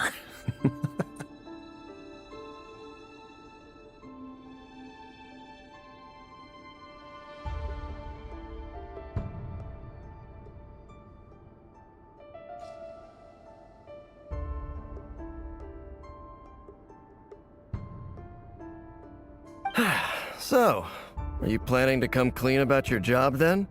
I'm guessing you still haven't told her. Sure, I'll have to tell her at some point. But I'll need to pick the right time and place. To be honest, I have no idea how she'll take it. Come on, stop being such a pessimist. For all you know, she could be thrilled. I bet she'll be much more impressed by your actual job than the one she thinks you're doing now. A member of the King's Guard. Quite the cover story. Does the king himself even know?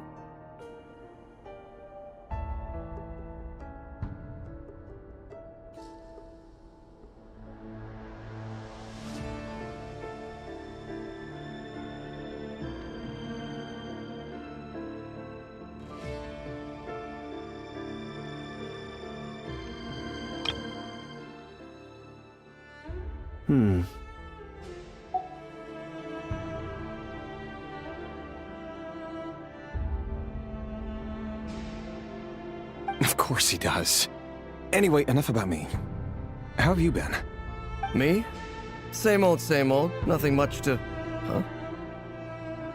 What's up, Fed?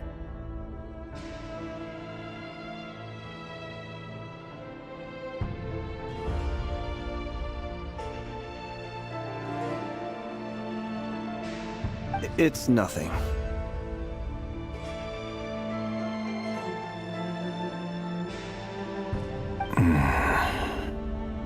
Vadafolnir, Dainsliff's elder brother. Renowned throughout the court of Conria as the Visionary, and said to possess a wisdom far beyond the reach of any ordinary man. And yet, despite the gulf between us, he seems to have something to say about me.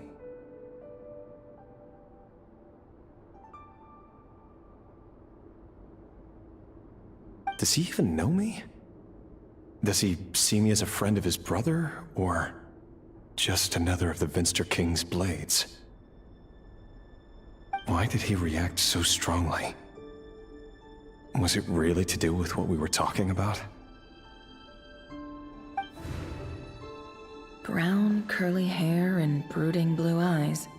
So this is what Rerir looked like back in the day.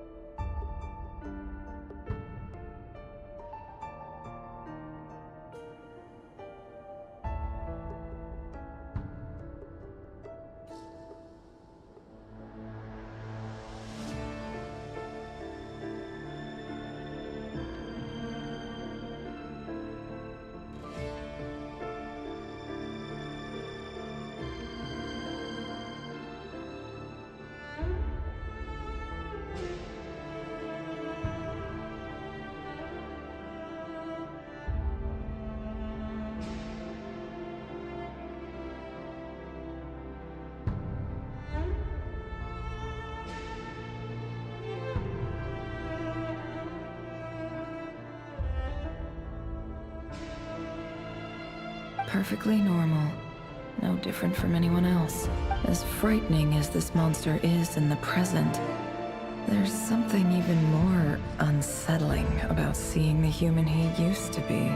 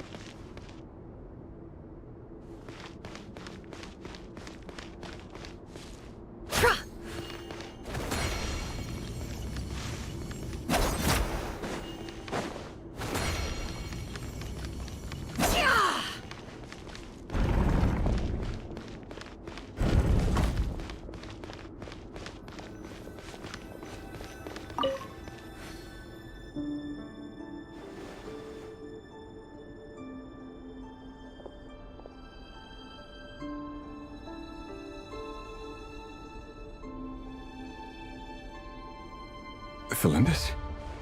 You're back early?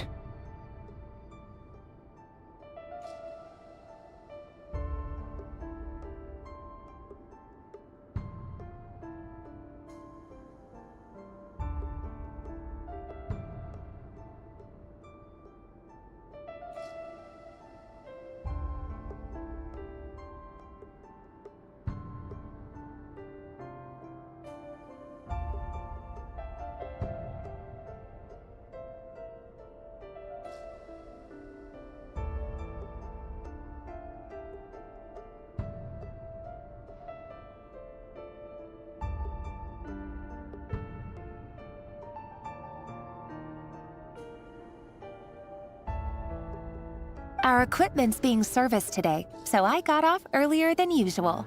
How's your day been?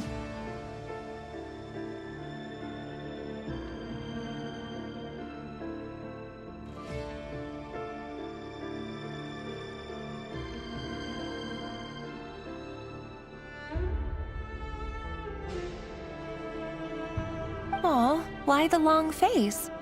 Is something the matter? Has your boss been giving you a hard time again?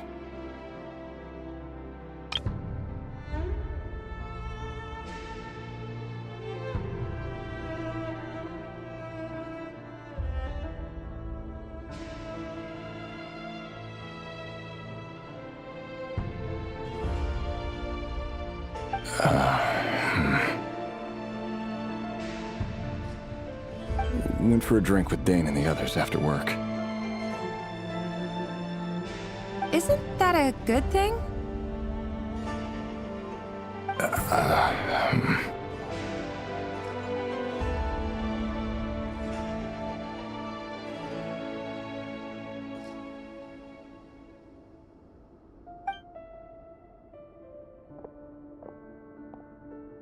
Vediflnir showed up today, too. You know, Daneslif's older brother. Ah, Mr. Vediflnir. Yes, I've heard of him. They say that everything he says ends up coming true. He overheard Daneslif mention that I'd recently proposed, and seemed to have an issue with it. But when I asked what it was, he kept it to himself.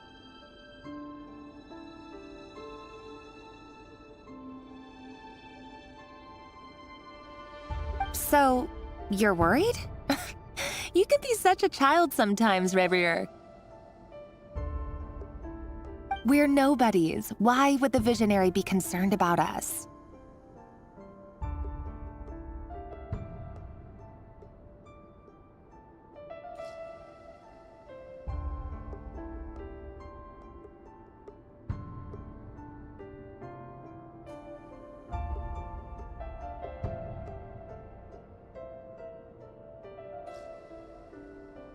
I'm sure someone in his position has much bigger fish to fry. Maybe you're right.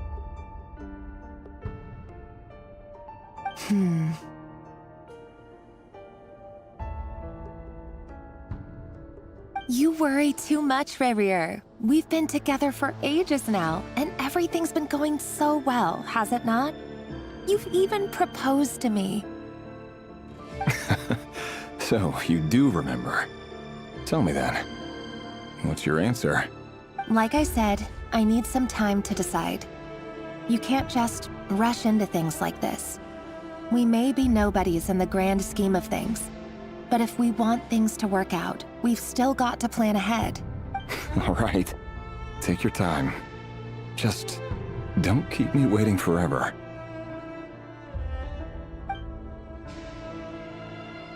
Nobodies. Sounds about right. In the eyes of people like Bettelfenir and Dainsleif, what do we matter? Can someone whose gaze is so fixed on a far-flung future even see the present clearly? Besides, the dynasty's fate rests with the king and his inner circle. Whatever I do, it won't make much difference.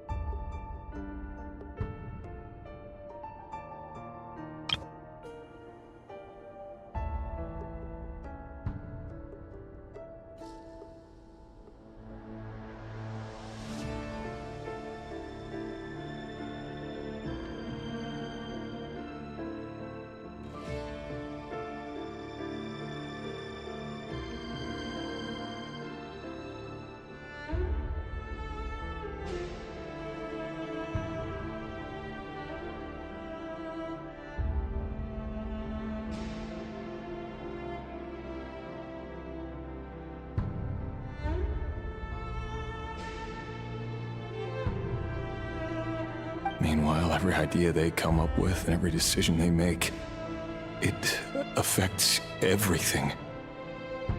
These days, the king is lost in his research, and the purge of the Crimson Moon bloodline grows ever more intense.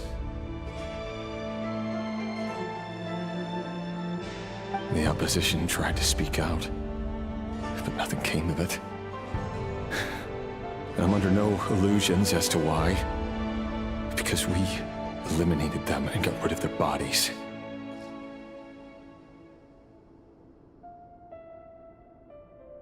A man can have 1,000 reasons to carry a sword, but there are few good excuses to use it. Yet the king has never even considered a gentler approach, and he never will.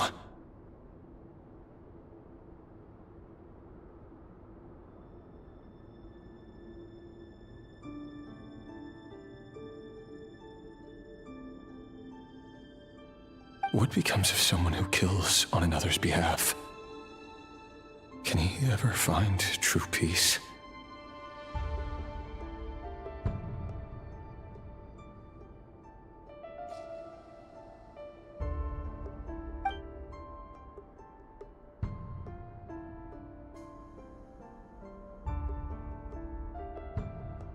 Thelendis?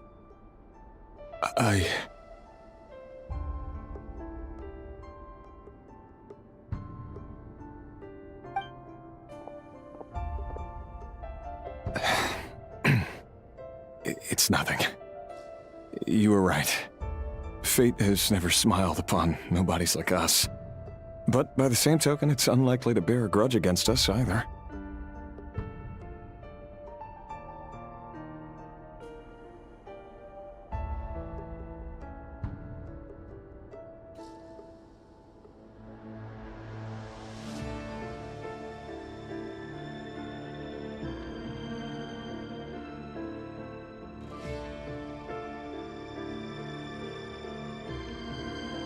There's no reason we can't keep living happily together, cherishing the simple joys of each day as they come. See? You just need to stay positive, Revere.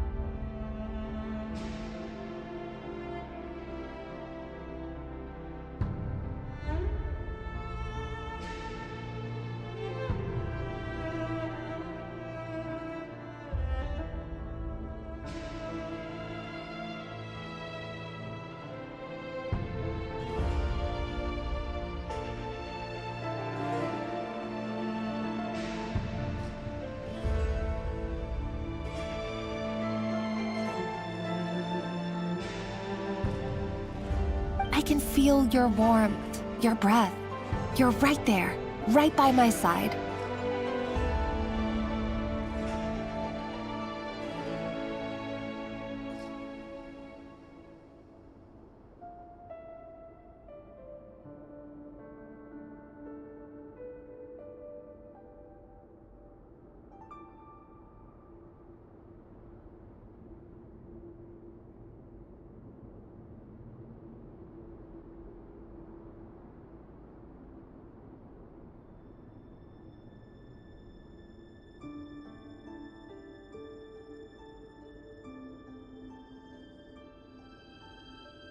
Just seeing you makes me happy in a way I can't explain.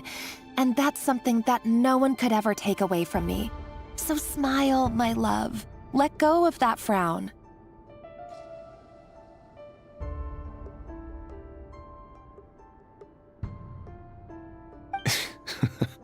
You're right, Thelindis. I've just been overthinking things.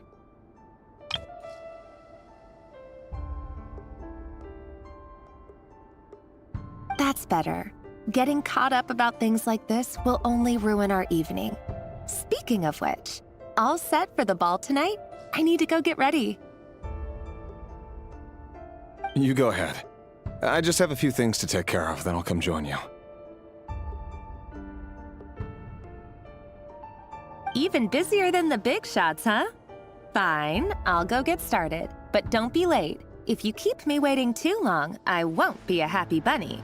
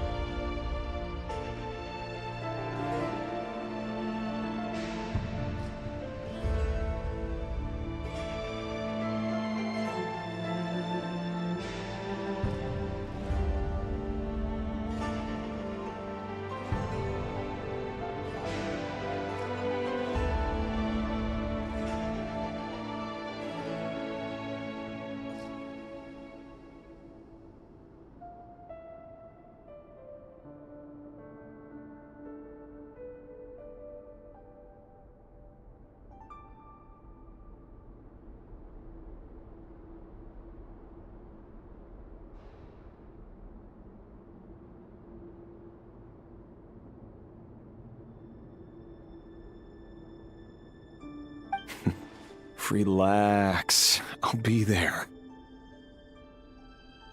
Seriously, though, you drive a hard bargain.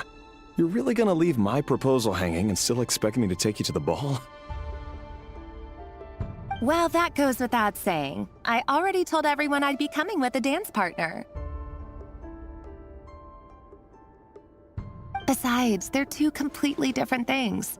Let's take it one thing at a time, all right? All right. White outfit it is.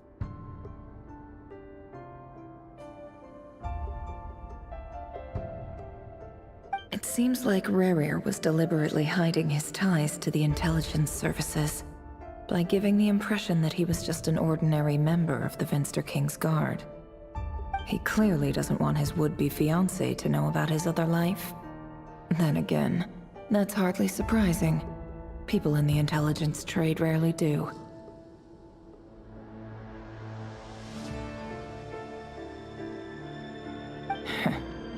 Who'd have thought we were in the same line of work?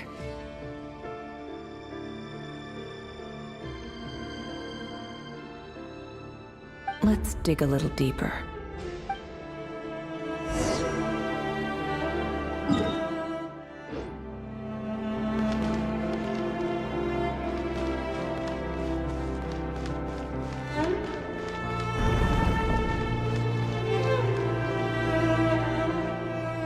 Our last operation was a resounding success, and all thanks to you, Rahier of Solnari.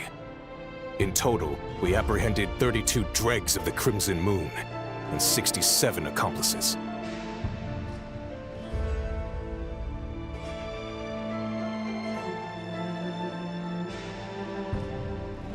After all these years since the dynasty's fall, so many of them still linger on. Indeed, it cannot be denied. Yet it was destiny that the Crimson Moon should be overcome by the eclipse, and that His Majesty, the all-seeing Vinster King, now guides our nation on the path to prosperity. Khaenri'ah has no further need for a dead moon. But alas, there will always be those who refuse to see the truth, choosing instead to romanticize the past.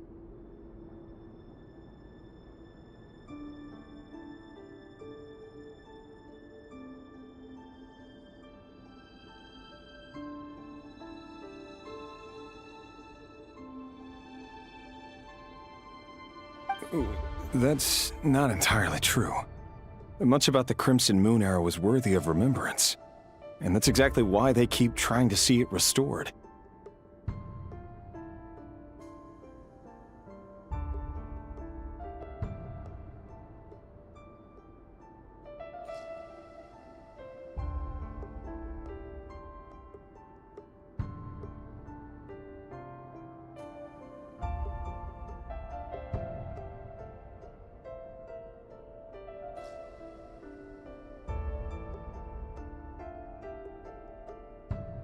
Many of its secrets remain unsolved to this day. As it happens, that's precisely the field of study my partner is devoted to. You still haven't told her what you really do for a living.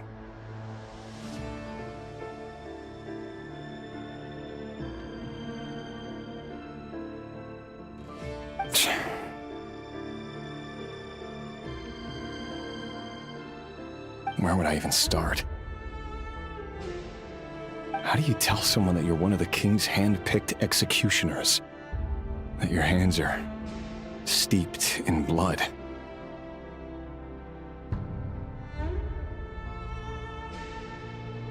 You didn't choose this life, any more than I did. Orphans like us don't get a say. But I'll sure as heck be the one to pay for it. Speaking of which, we need to be more rigorous in the way we identify direct descendants of the Crimson Moon. Someone, it seems, has strong opinions about my future plans. Most likely my marriage in particular. I have a feeling that we may soon become targets of the Crimson Moon's retribution.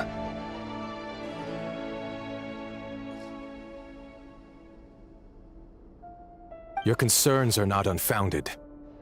They've taken out many of our colleagues these past few years, and for that very reason.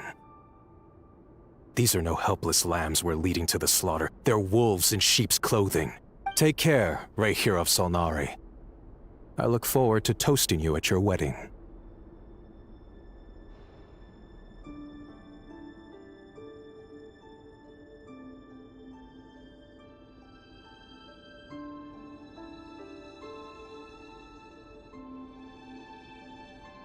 Thanks, Thorkel. You look after yourself, too.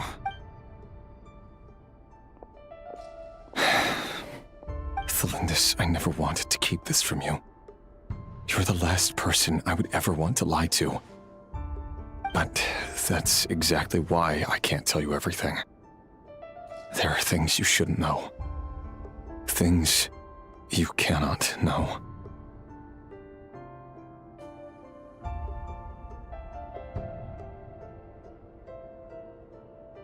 The moonlit dynasties are a thing of the past. Yet even now, with the sun shining high in the sky, there are those who would call forth a dead moon's ghost. Could that be why Vedalfnir held back? Or was it because of some court secret he's not at liberty to share? I have to get a clear answer from him.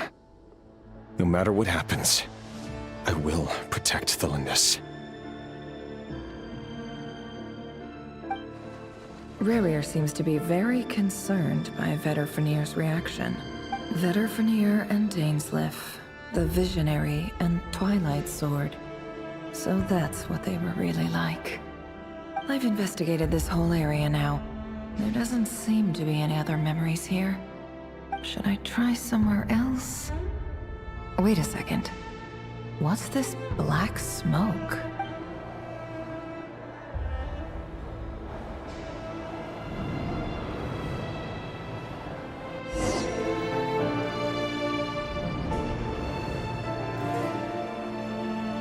So, he's late after all. Just you wait, Rayhir. You're in for it. Big time. Are you waiting for someone, ma'am? Could I tempt you into buying some flowers? Oh, sure. Pick me out a pretty bunch if you would. Thank you. But I'm afraid none of them are as pretty as you. For someone so young, you sure have a way with words, don't you? I'm only telling the truth. Look me in the eyes. You'll see I'm not lying.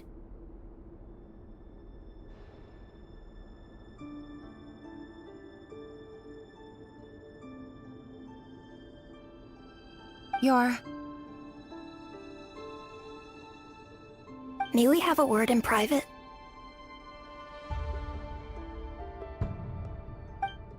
Who are you? And what do you want? It doesn't matter who I am. Too many of our kind have fallen lately, so I decided to take the risk of reaching out. Not long ago, the Rayhir of Solnari led an assault on one of our strongholds. We suffered many casualties, and many who came to our aid lost their lives as well. Sorry, I don't know why you're telling me this. And I don't want to get involved. Wait, hear me out. This time we finally got a clear look at his face and learned his true identity.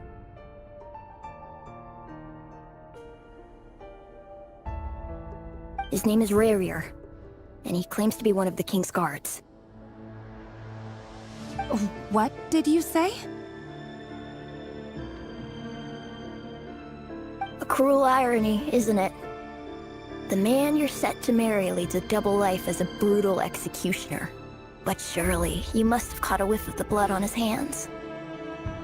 Why are you telling me all of this now? Simple. It's because...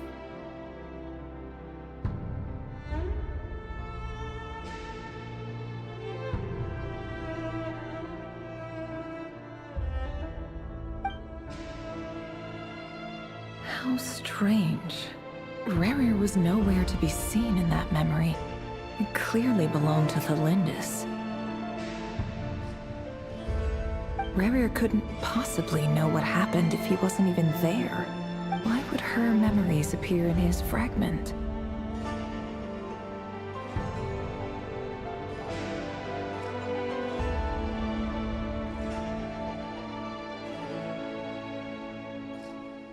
The ceremony won't last much longer. I think it's time to call it a day.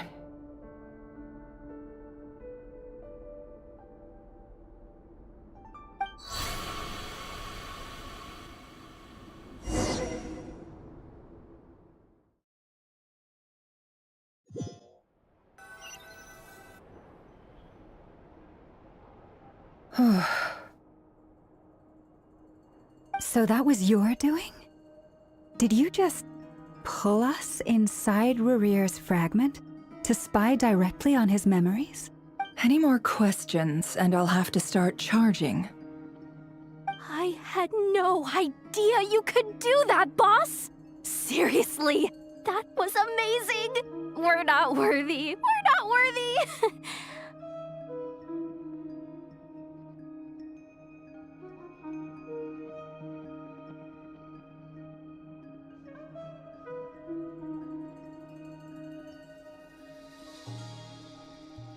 I gotta admit, though, I'm itching to see what happens next. Feels like we barely scratched the surface.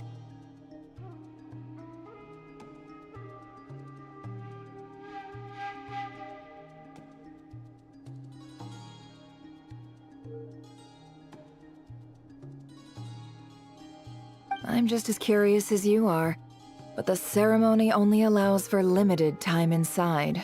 That's all we can see for now. Luckily, we managed to learn quite a lot. So far, so good. I just hope the others are doing okay too. Especially the group with the Traveler. Their mission is a risky one. Let's hope it's all going smoothly. If you're worried about them, go see how they're doing. If I know Boss, she's gonna need some time to write up all the details and make sure it's all coherent. I'll stay behind to lend a hand, but feel free to head back and meet up with the others.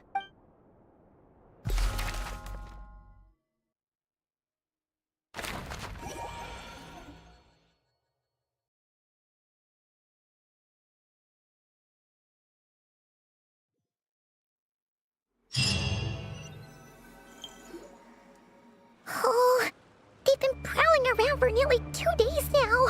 These things just won't quit. Oh, they might not have seen us yet, but them constantly sweeping the area, our way out is completely blocked. Oh, that's never gonna work. One little slip up and it's game over. If they spot us, they'll run straight back to Rerir, and once he knows we're here, it won't be long before he's breathing down our necks again. Oh, guess you're right. All right, time to zip it.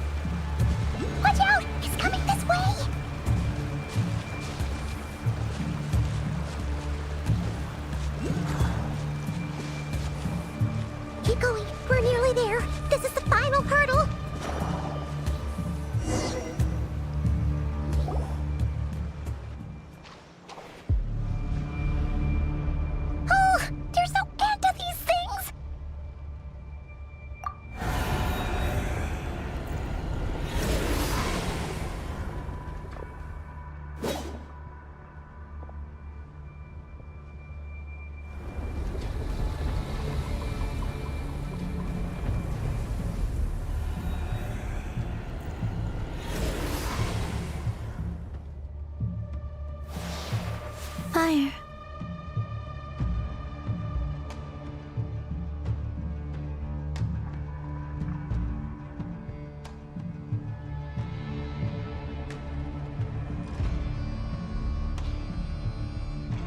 Fire? Wait, what's that smell? Oh no! There's a fire!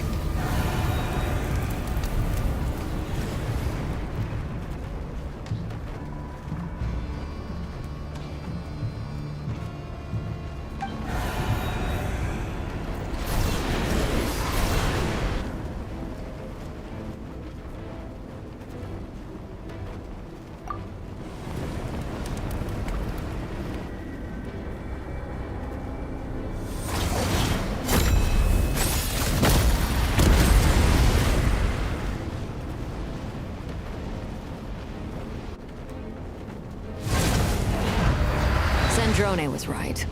You look weak, Columbina.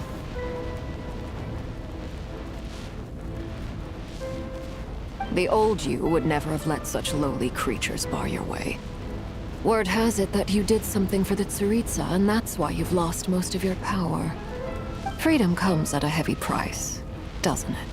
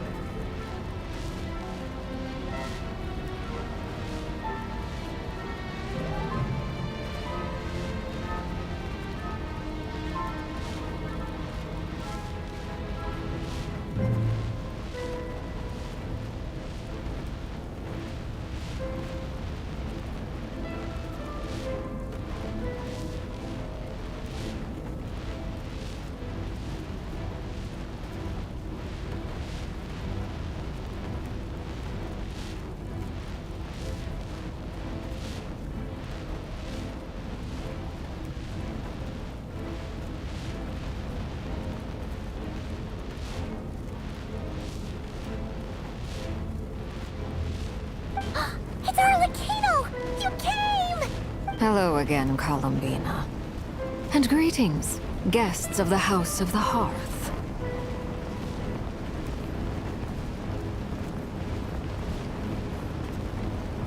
It's been a while, Arlecchino.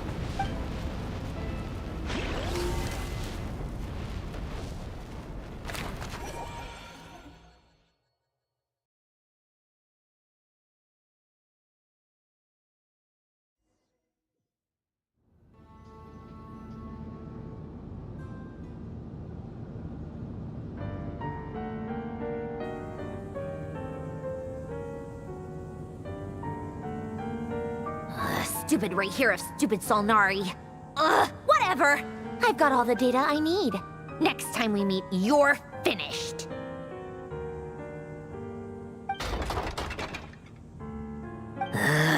He sure doesn't pull his punches. Excuse me, do you need a hand?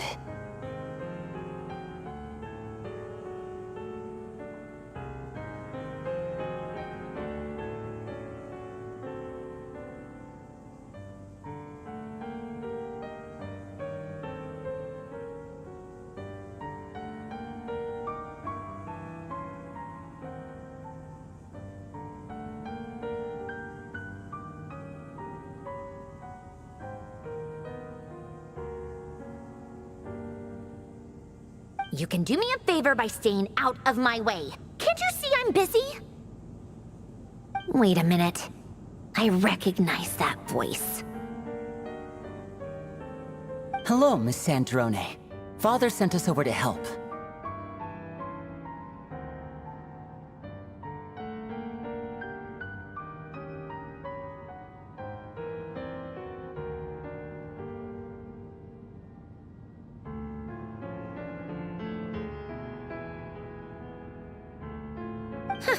How considerate of her.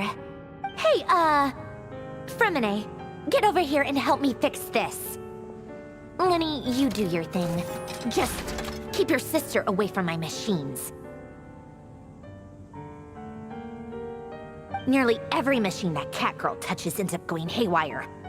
Go put her on cleaning duty or something.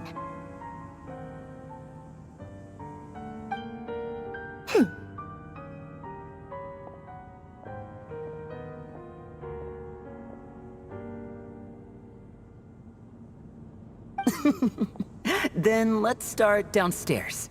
Fremine, we'll leave this place to you. You've got it. Wait a second. Pretty sure there's still some tea in the cupboard. If you want some, you'll have to make it yourselves.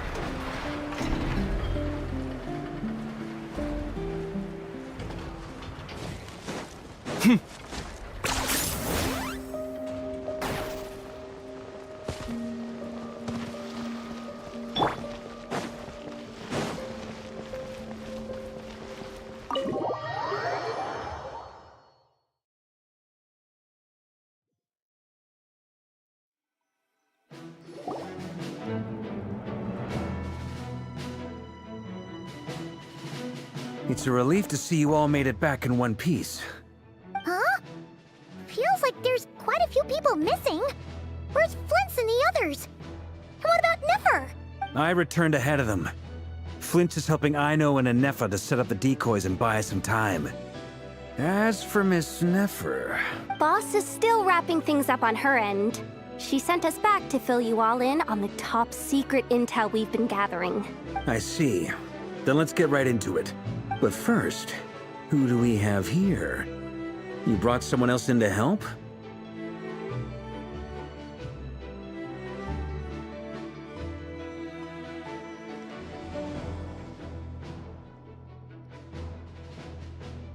Greetings. I was invited here to help as a longtime Tea Party companion of Columbina's. You may call me Arlecchino. Surely it can't be. Those eyes. Oh, where have I seen them before? Wait, of course. In those memories we just saw. The only Arlecchino I know is the fourth of the Fatui Harbingers. So either you share a pretty uncommon name, or you're more than just a Tea Party buddy. You are well informed, Grandmaster. A man from Mondstadt living all the way out here in Nodcry, and yet the people and affairs of Snezhnaya seem to hold a special place in your heart. Oh, the feeling's mutual. Sounds like you know all about who I am, too.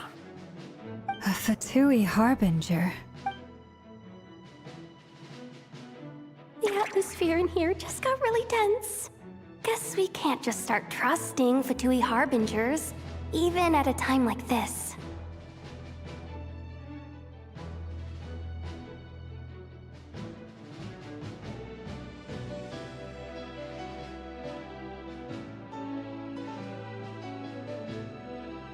I must admit, though, I'm a little curious.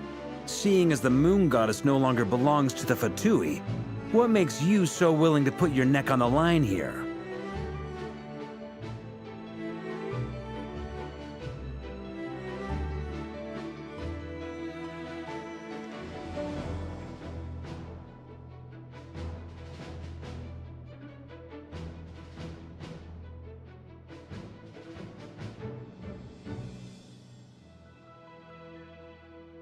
Nor does Nodcry belong to Mondstadt, Mr. Varka.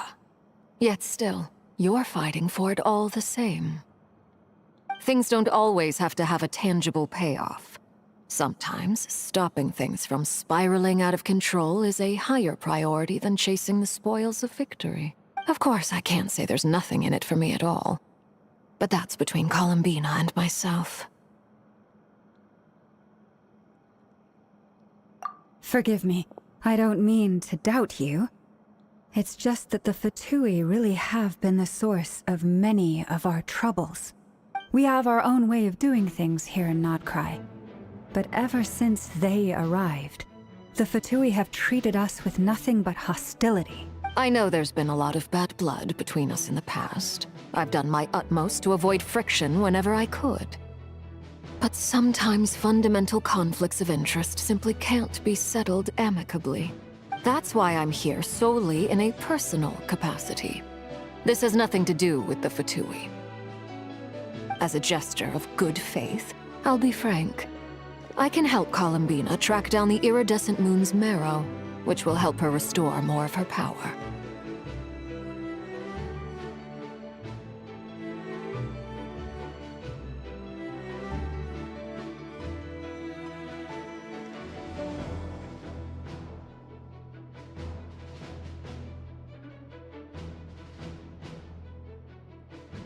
Anyway, what else is on the agenda? Let's begin. She says she'll be frank, then completely skips over the details. Looks like she doesn't want to give away too many secrets after all, but she clearly wants to change the subject. It'd be awkward if I tried to bring it up again now. I guess we'll just have to go along with it. She's the fourth of the Fatui Harbingers after all. One look and you can tell she's not someone you'd want to mess with.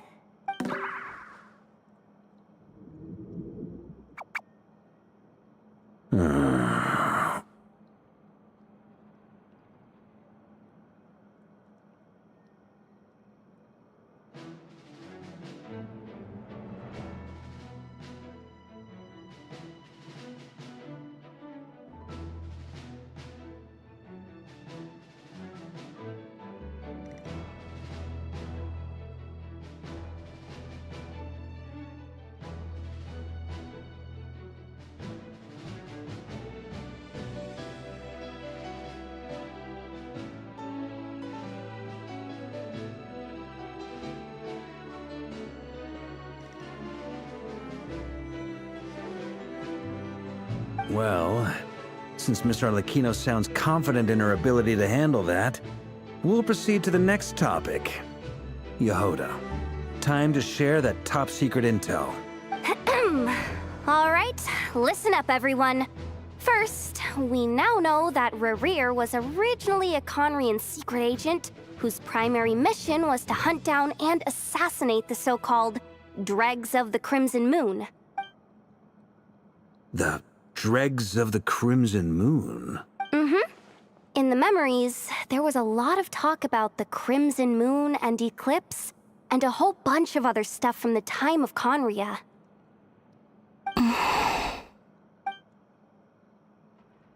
To my knowledge, those were the names of two different Conrian dynasties. Long, long ago, it is said that the people of Conria worshipped the Crimson Moon, drawing a mysterious power from its reflection.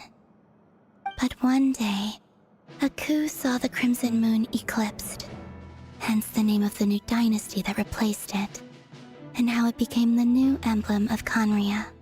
Still, long after the Crimson Moon dynasty had fallen, the last ruler of the Eclipse dynasty, the Vinster King, still coveted the secrets it left behind. So, He sent the Raihir of Solnari to secretly hunt down the Crimson Moon's few remaining followers. In those days, Rerir showed no signs of madness. In fact, he was as normal as any other person. Oh, and he had a fiancé, or at least a would-be fiancé, called Tholindis. What's the matter?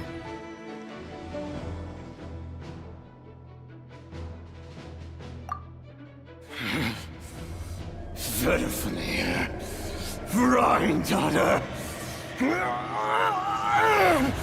Flinders,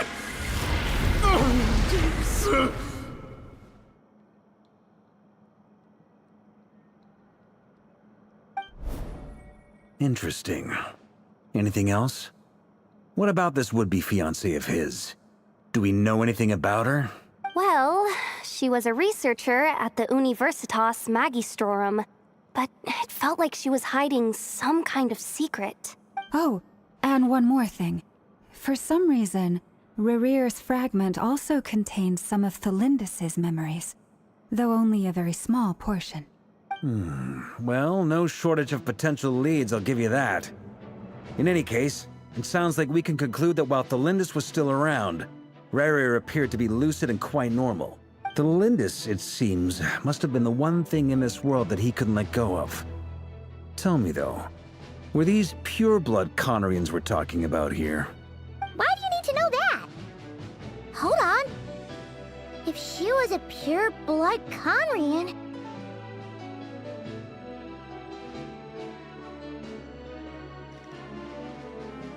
Oh yeah! Just like how it was with the captain!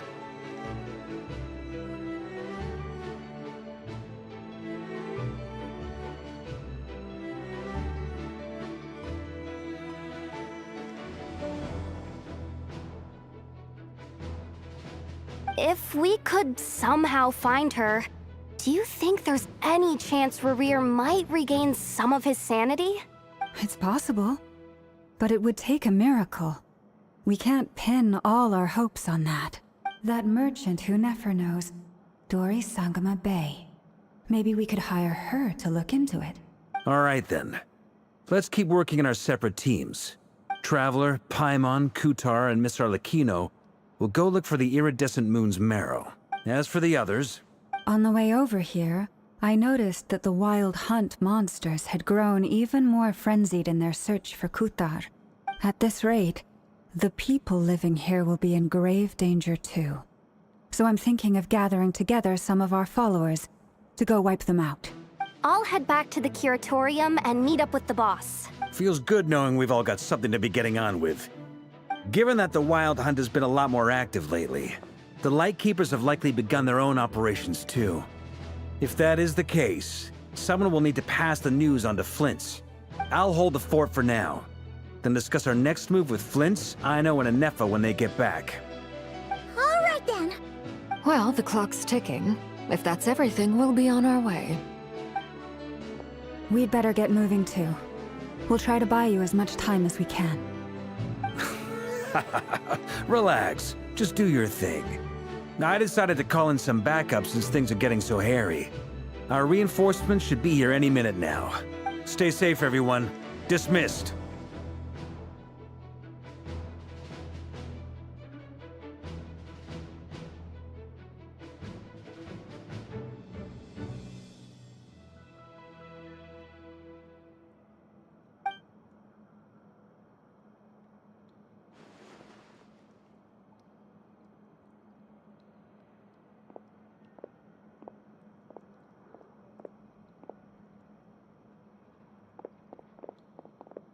We're back. Did we get here a little early? Or a little late? A tad late. The others have already set off. To summarize, our resident moon goddess has found us a new ally, and Boss Nefer has uncovered some promising info. Everything going smoothly on your end? Not great. I don't know how long we can stall them for. The decoys are getting taken out way faster than we imagined. I'm gonna make some more later, but I need a timeout first. I'm so tired right now. Oh, right! Inefa, could you fill in Uncle Varka on what we just discussed with Flint's? Sure. Uncle Varka, you previously told us about how when you went to investigate a source of the Wild Hunt in Amsvartnir, you discovered that it was just a diversion. But according to Flint's intel, several outbreaks of the Wild Hunt had already occurred in Nodcry in the period leading up to that. That was before Rerir had regained his body, when he was far from regaining his full strength. In other words, in theory at least, he still lacked the means to act in two places at once. Flint's, with everything that's been happening, the Lightkeepers across Nodcry are rallying to fight back against the Wild Hunt. They're gonna need your help. I know, I'm sure you're capable of coming up with something far more effective than decoys. But for now, you should stay here and get some rest. And Effa and I will head back over to Amsvartnir to see if there's anything I missed. I told you Uncle Varka would say that, didn't I? A deal's a deal. Not a word about my snack intake for the next week. Database updated. Reliability of Aino's predictions increased. What does that mean? They were betting on how you'd respond after hearing their intel. It's the obvious choice, isn't it? That's hardly worth betting on. We already decided that Inefa should go investigate the situation over at Amsvartnir on her own. You might as well stay here and keep watch. Someone needs to hang back and oversee our strategy meetings. And besides, you still haven't fully recovered from ambushing Rerir. So I've ended up with the easiest assignment. Well, I appreciate it, everyone. See you when you get back.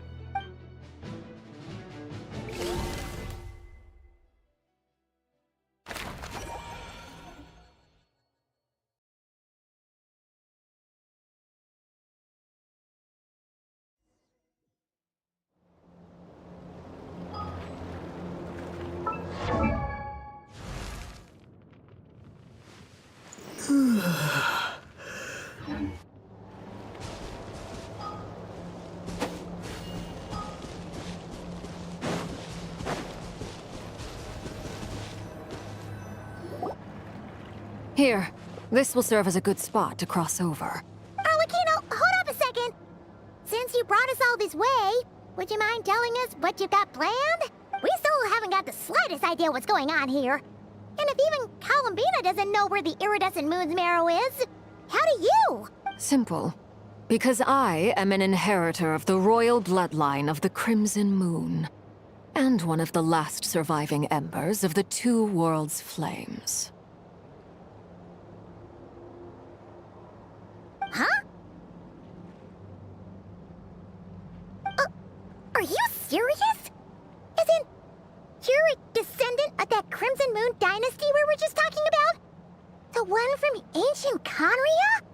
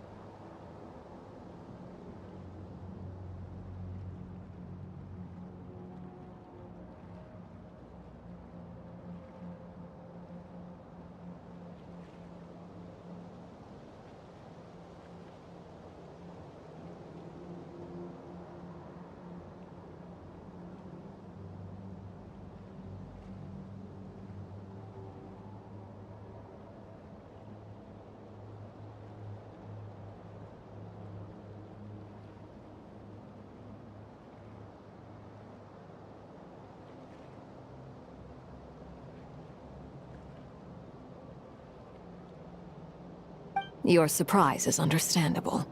I was also taken aback when I first learned of it. But the more I thought about it, the more I realized the signs had been there all along. When I was young, I discovered I could wield a very special kind of fire. It coursed like blood through my veins and smoldered away inside my nerves. What's more, whenever I experienced strong bursts of emotion or drew too deeply on this power, it was like some kind of presence within the fire would begin to gnaw away at me, consuming me from the inside out. Exactly. That is why my hands are like this, too. At first, I saw it only as a curse, but once I became a harbinger, the jester apprised me of the truth. Together with my own investigations over the past few years, there are several things that I have gradually come to understand. For instance, take the so-called Crimson Moon.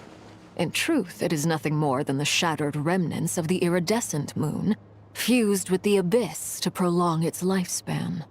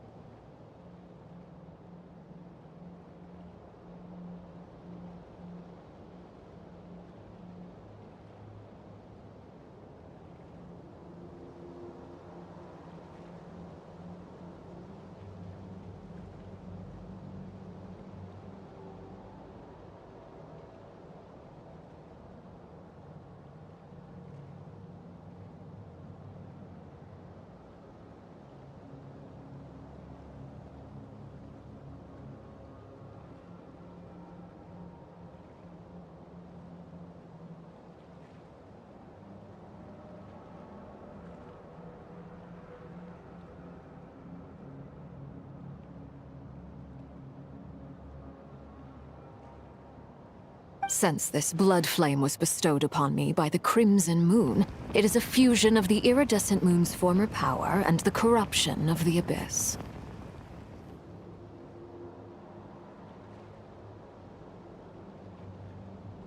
You all understand the nature of the abyss well enough.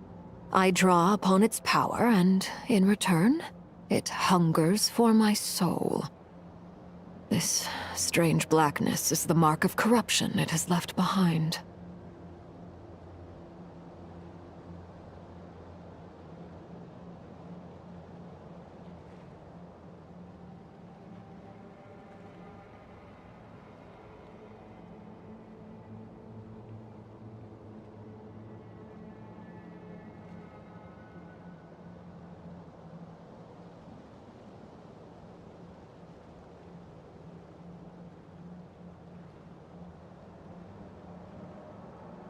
If I recall correctly, you once told me that if the corruption ever made it to your heart, you'd become a completely different person.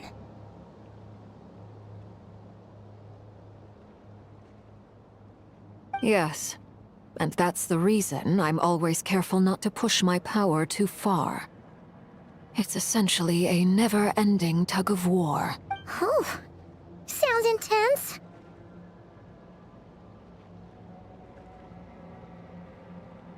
Anyway, the rest of my story can wait. Is there anything else about the Crimson Moon or the Iridescent Moon that you're unclear about?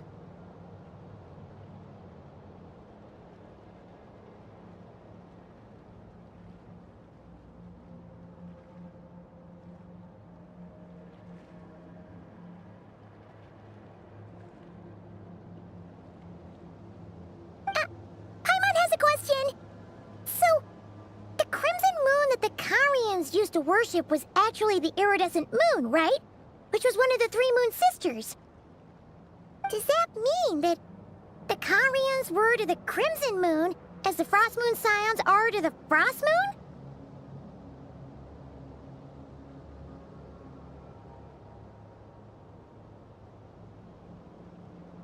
So much of that history has been lost. We have no way of knowing exactly what they were like. But I would suspect that the Conrians weren't as devout in their moon worship as it might appear. The iridescent moon's remains simply served as their link to the Abyss. Later on, perhaps someone discovered a way to make direct contact with the Abyss. Or maybe there was some kind of ideological divide. Either way, a dissenting faction staged a coup and drove out the royal heirs of the Crimson Moon dynasty.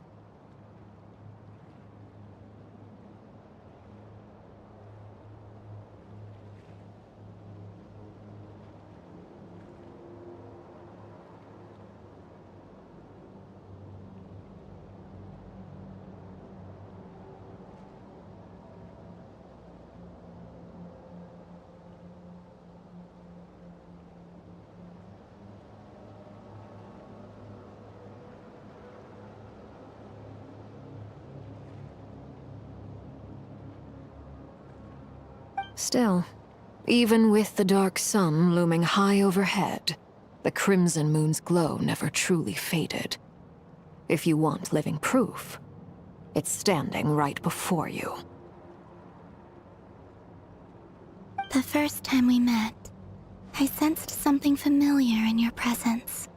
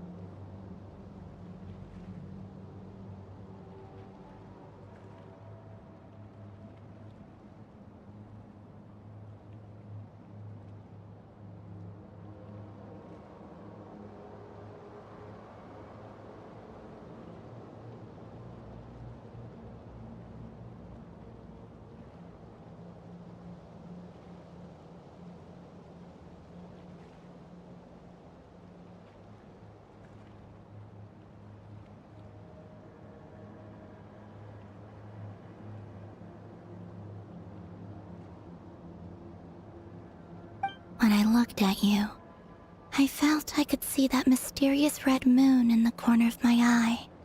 In your flames, I saw its broken image, surrounded by a strange black aura.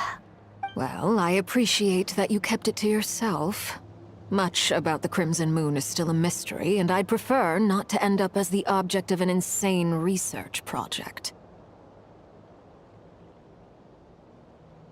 Anyway, time is against us here, so if there's any other questions, they'll have to wait.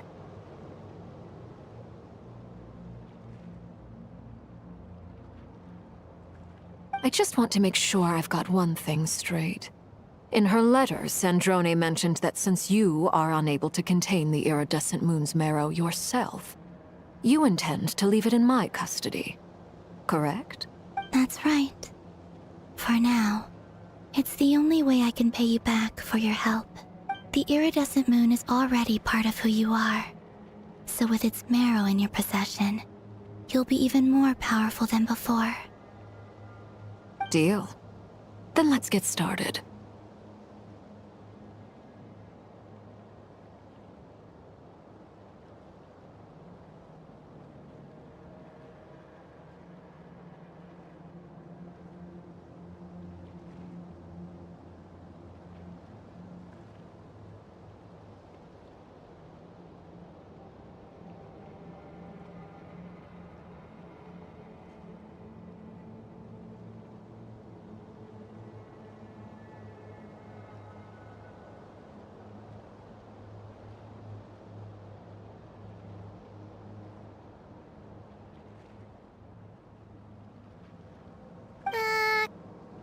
What started?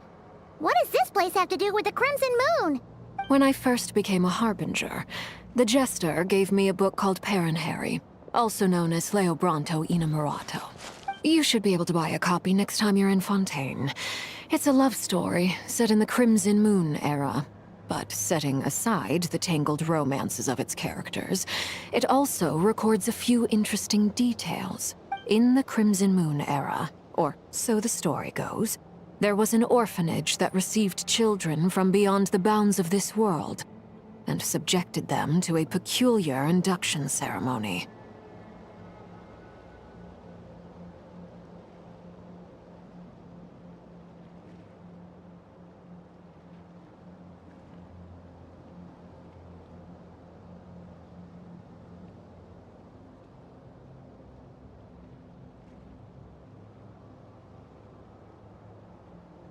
Beyond the bounds of this world? For real? And what kind of induction ceremony? The Crimson Moon sages looked beyond this world for beings with powers that surpassed the gods. But fearing they might lose control, they subjected these children to a process of refinement. They made these children crawl up a fireplace and kept asking them, "Have you died? Did you see it?" Until they finally admitted to having died and seen a crimson moon.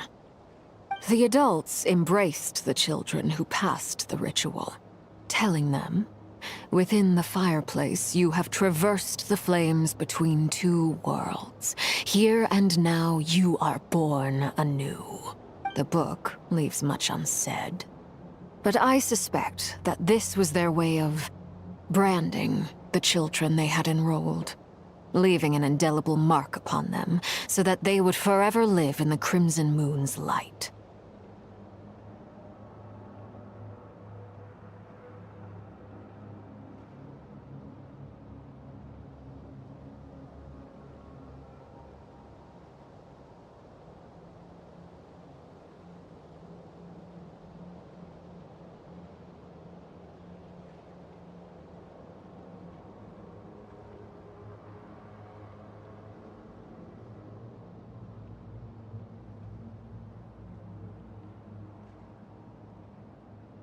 That explains why I can't sense the Crimson Moon's marrow in this world. It makes sense that it would be sealed in a special space that can only be accessed temporarily through some kind of ritual. But there's no fireplace here. Do you see a chimney anywhere? Oh, are we supposed to build it ourselves? Okay, fine. Paimon will go find some bricks. That won't be necessary. The fireplace is purely symbolic. The key to the ritual is crossing the flames between two worlds. In other words, the flames that burn within me.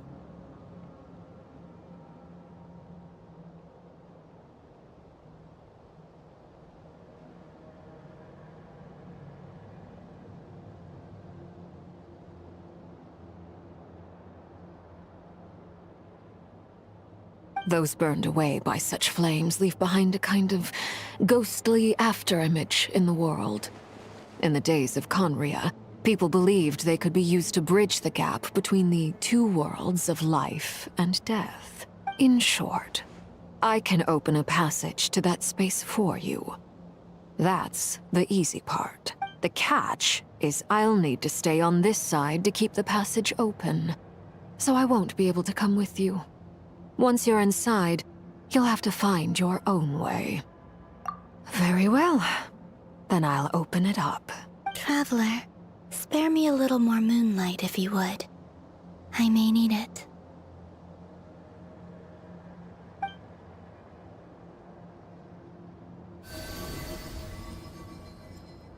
Thank you. I feel like I've recovered some of my strength now. It should be enough to move us across short distances and confront whatever dangers might await.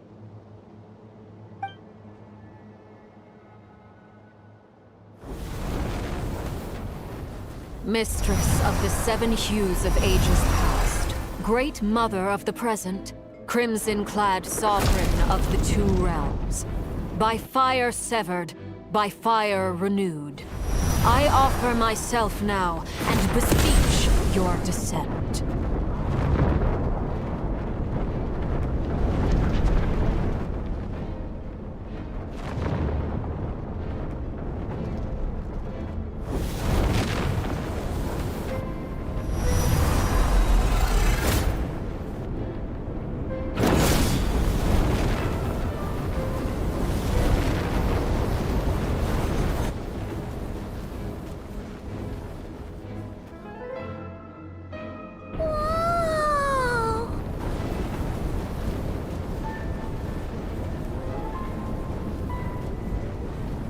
One word of advice. As you're crossing over, no matter what voices you hear, do not answer. Got it. I sense a sinister gloom inside, but also the familiar light of the moon. I feel that I am about to meet an old friend who has changed beyond all recognition. All right, let's go.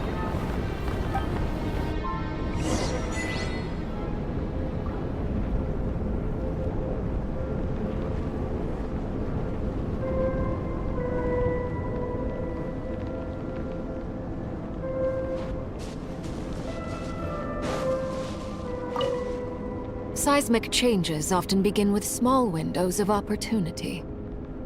This could be your window.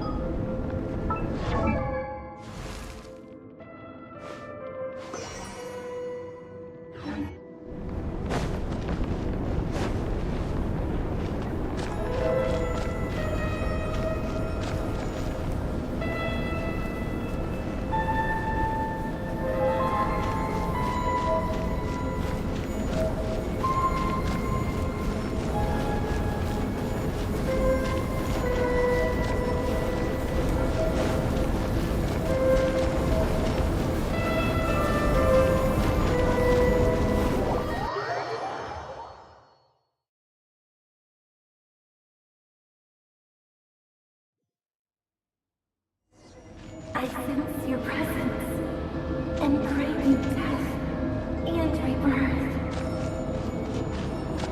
Wait, why are you? You have crossed over from another world, transcended fate itself. I have no right to.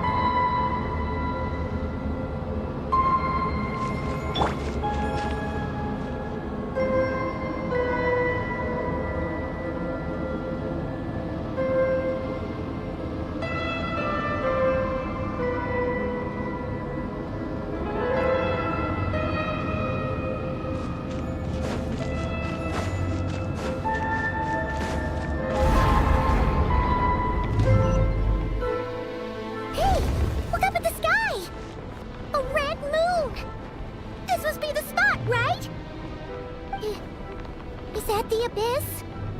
It's practically filled the entire place. What now?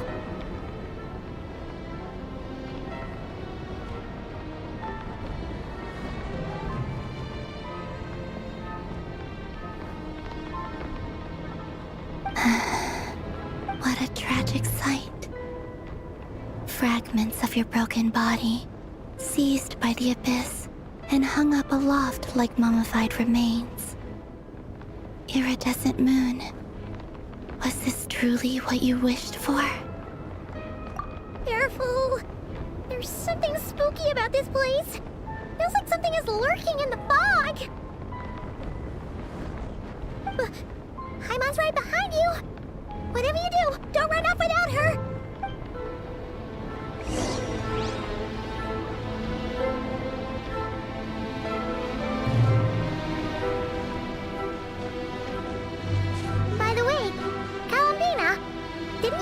that the iridescent moon had shattered into pieces? The moon up there looks pretty whole to Paimon. How is that possible?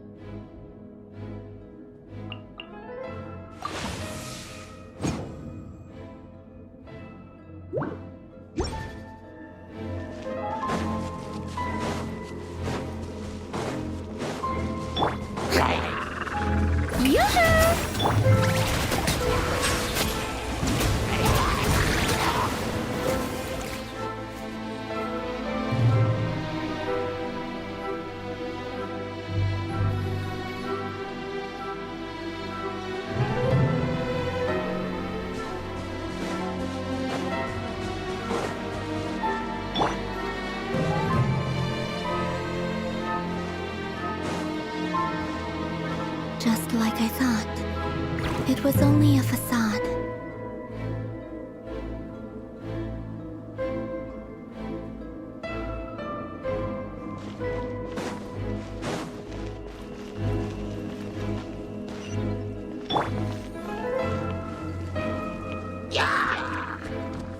Silence!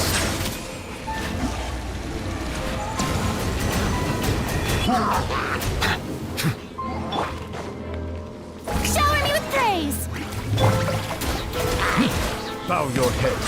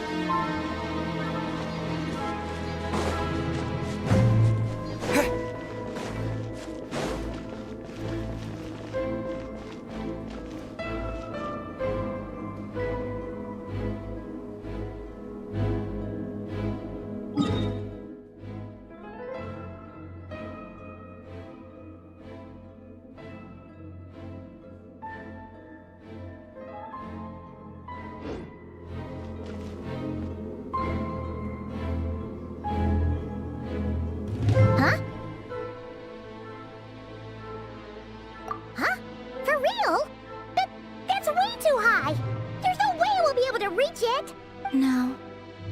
I'm not sensing anything up there. It's coming from under the mountain. Let's see. Ah! There's some kind of weird shadow over the water. Wait, see that? Looks like a mechanism of some sort. Let's check it out.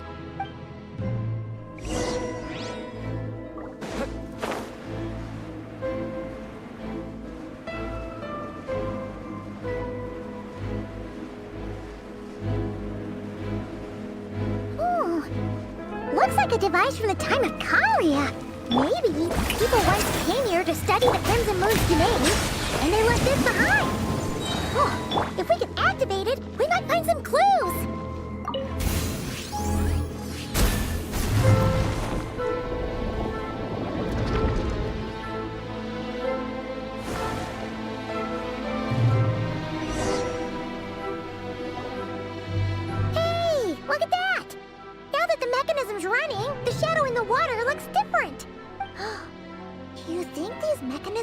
be the key to unlocking the secret? Let's try to find more of them! Thelindis, we'll leave the rest of the research in your hands. We'll be heading back now.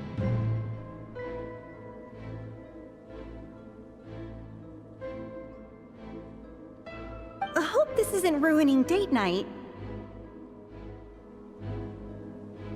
Ugh. Mind your own business. Just leave me some snacks on the table. Thelindis? Is that Rear's girlfriend? How come we're hearing her voice here? Oh yeah! So, do you think she was studying this strange space all along? The Abyss has made this space extremely unstable. Maybe that's why some of the things she said and did were preserved here. Like echoes.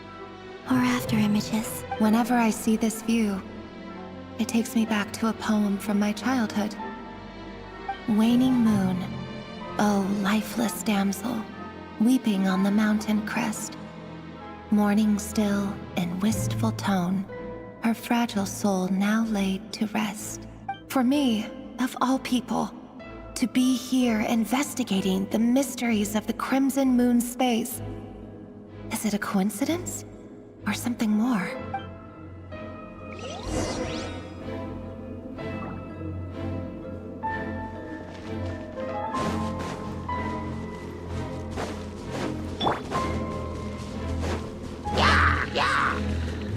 Shower me with praise! Bow your head.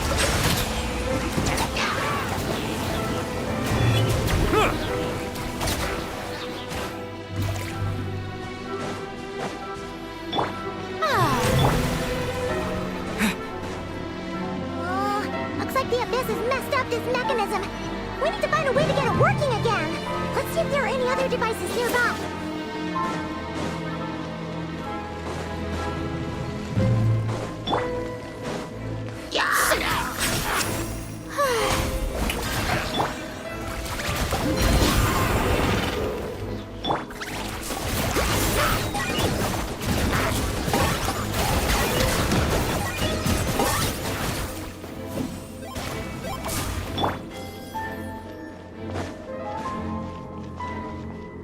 Silence!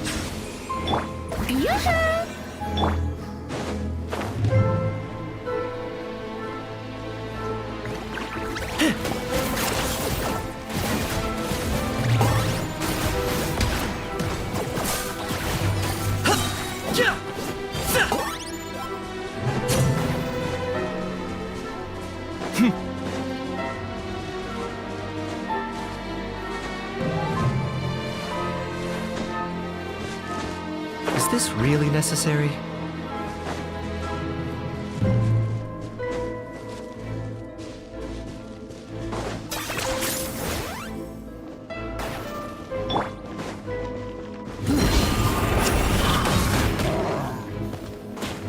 Bow your head.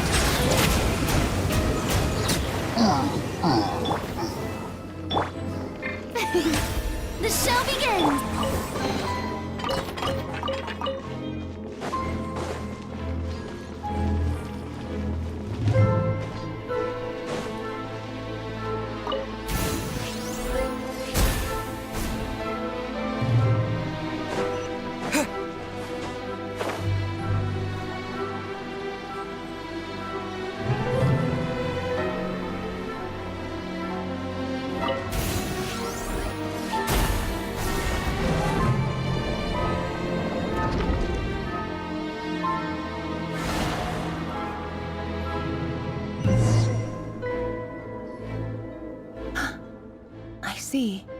So the moon marrow, or rather the power of the 3 moons, is the key to unlocking...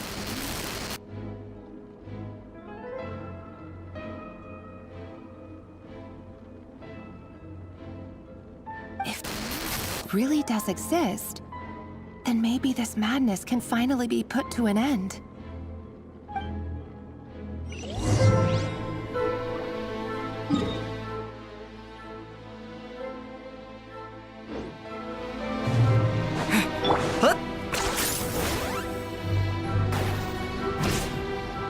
The abyssal energy here is Everything has a price.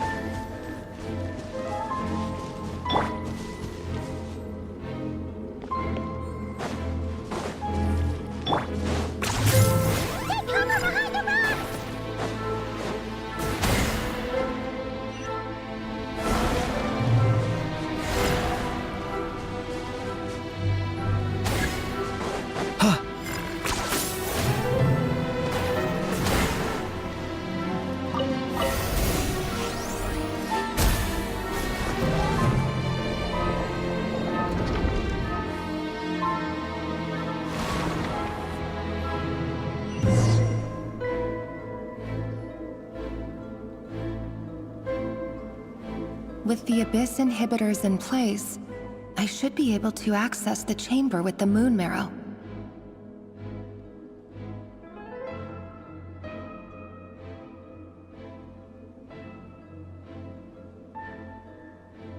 Oh, Rerir, with every step you take, you're drifting further from what you truly desire.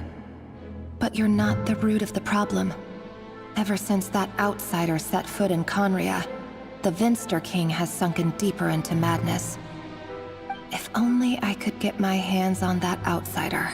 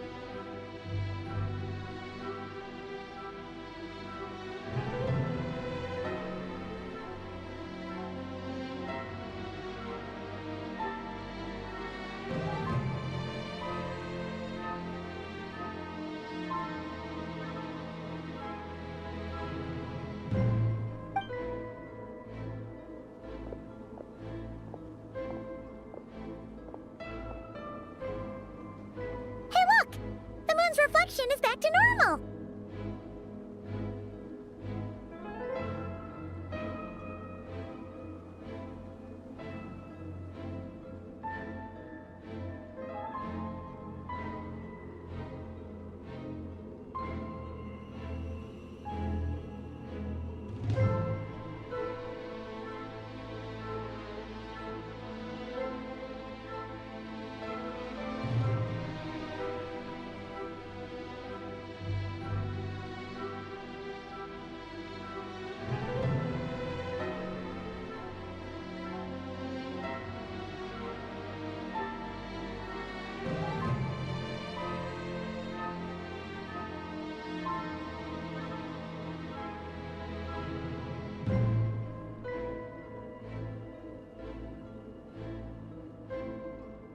Belinda's voice mentioned a chamber with the moon marrow. Do you think maybe it's hidden in the moon's reflection? It must be.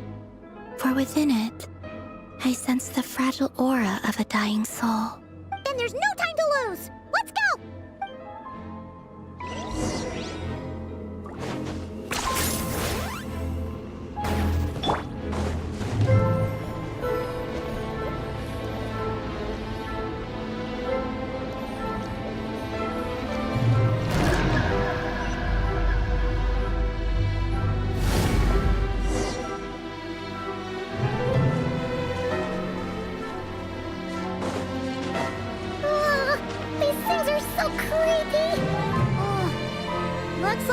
to destroy them if we want to get to the iridescent moon's mirror.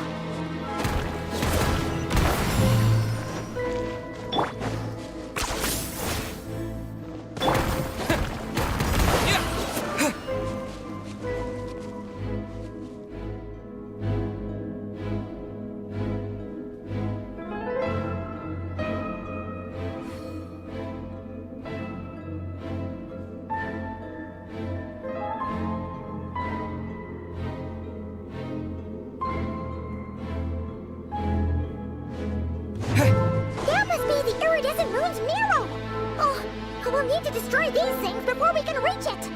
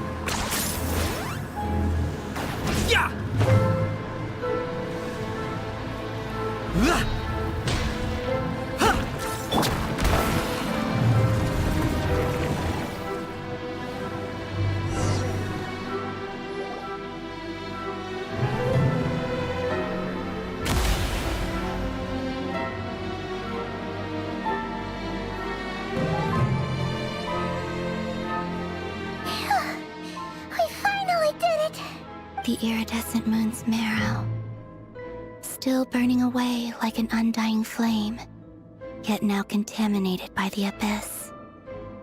It has taken on a new form entirely.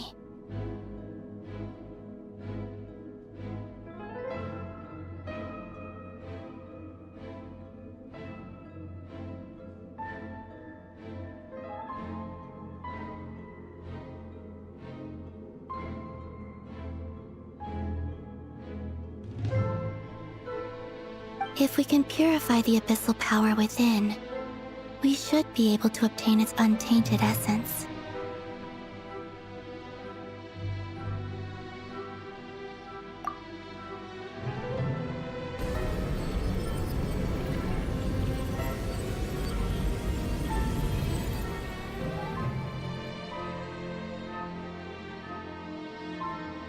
It's so cold.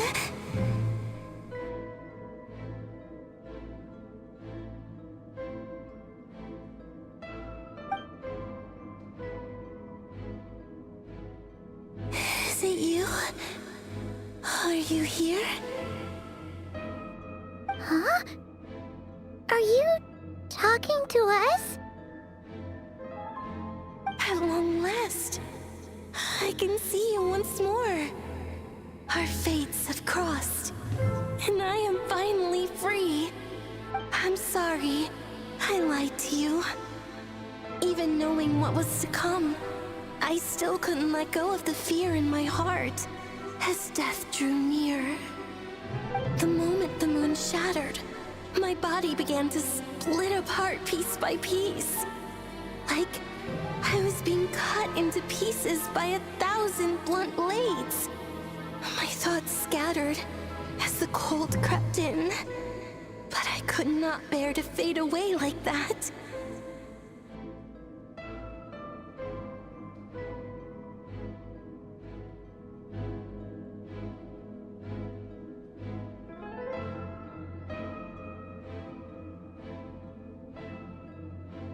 Tell me, what was it that brought you to us all that time ago?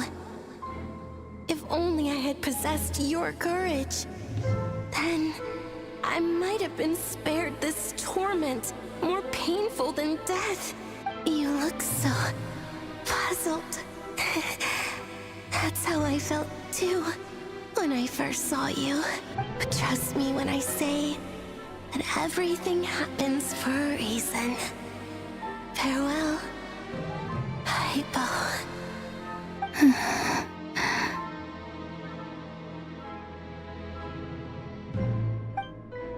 What was that all about? Was that the goddess of the iridescent moon?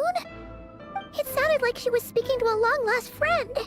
But none of us have ever met her before, right? Perhaps. She took me for the goddess of the frost moon she once knew. For a fading soul like hers, our auras must be too similar to tell apart.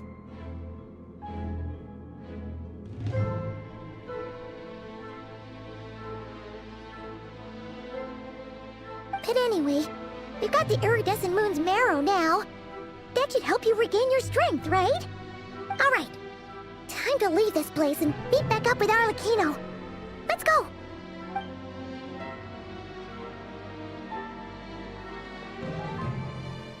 That's odd. This place looks different than when we came in. Waning moon, oh lifeless damsel. Oh.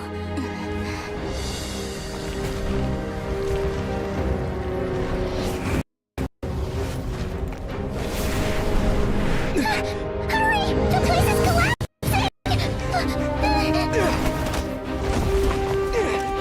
It wants to trap us here.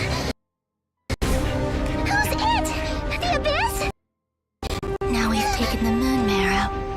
All that's left here is a dark will. It will show us no mercy.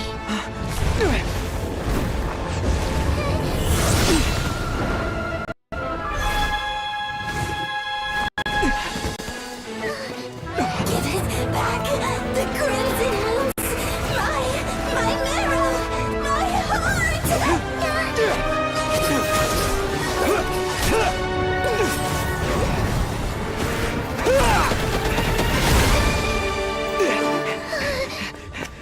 Finally! Huh? Oh no! The exit's blocked! They're back! Now what do we do? This is where you fall. Witness my rise.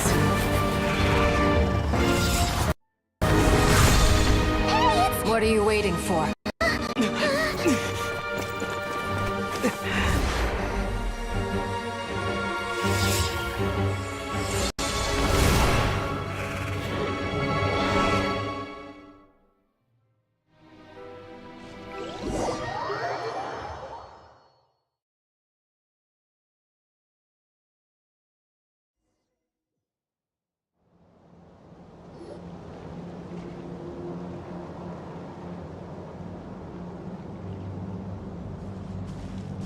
Oh, we made it!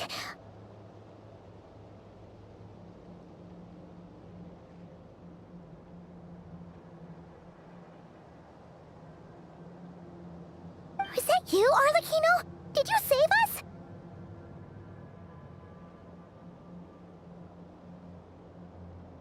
Wait, your hands!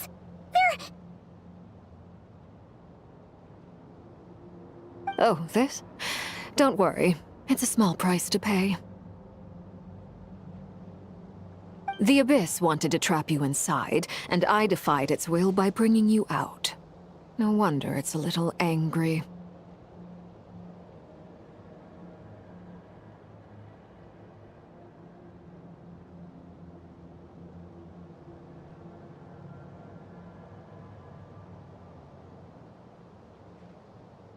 No. I have paid the price, albeit a small one, and it cannot be undone. My hands have already fused with the Abyss. Purification would simply destroy whatever's left of them.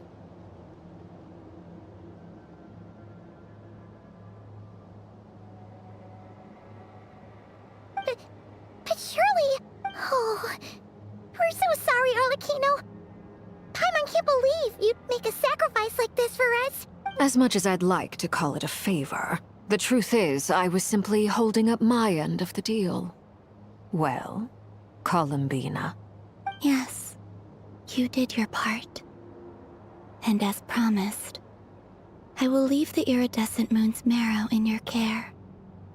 From this day forth, may the two worlds' flames burn ever more brightly.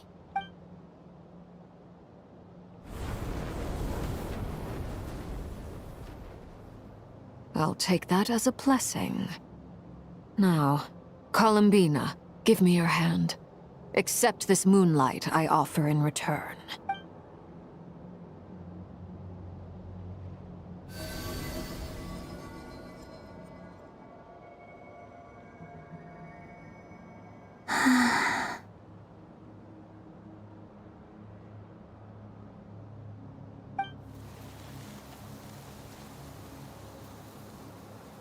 Feeling stronger?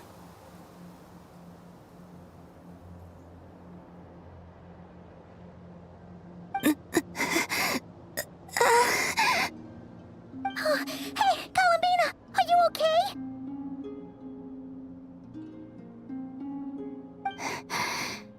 I'm fine. Our powers are a little at odds, that's all.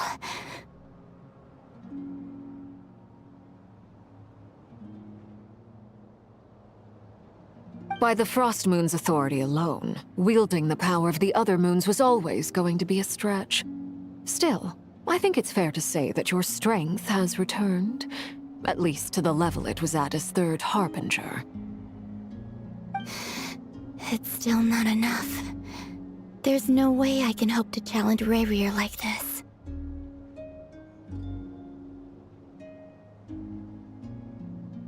Just one more ray of moonlight, if you would. It's okay. I can take it.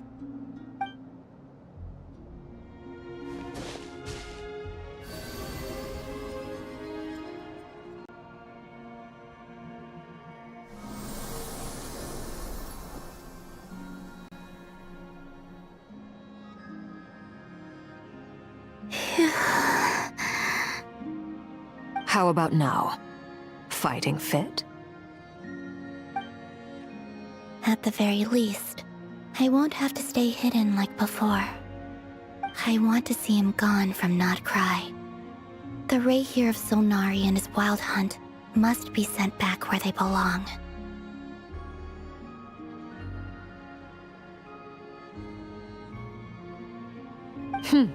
Well, it's good to have something to aim for. You certainly seem more alive now than you did earlier. When I first met you, you didn't strike me as a ray of moonlight.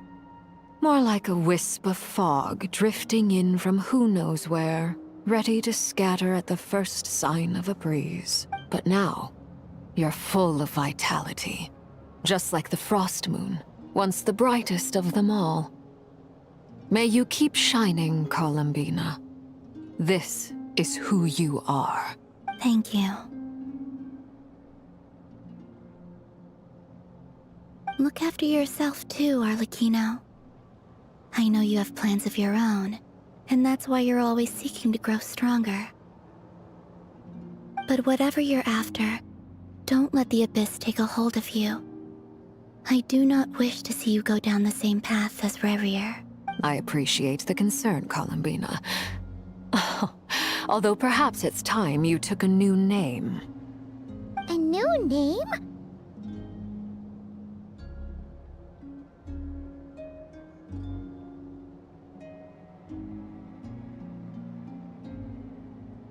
Kutar, the Moon Maiden, Columbina, they're nothing more than code names. They describe who she is and the roles she's played, but they're not her real name. We often use code names in the House of the Hearth, too. But it's knowing your real name that keeps you grounded. Up till now, you've been living a wandering life, so you've probably never really cared. All I'll say is this. Once you've defeated Rayrir, give it some thought. All right, that's it from me. I'll get you back safely first, then go meet up with Sandrone. You're the best! I appreciate the gesture. It speaks to your good character. Anyway, let's get going. There are more urgent things to do right now than trade compliments.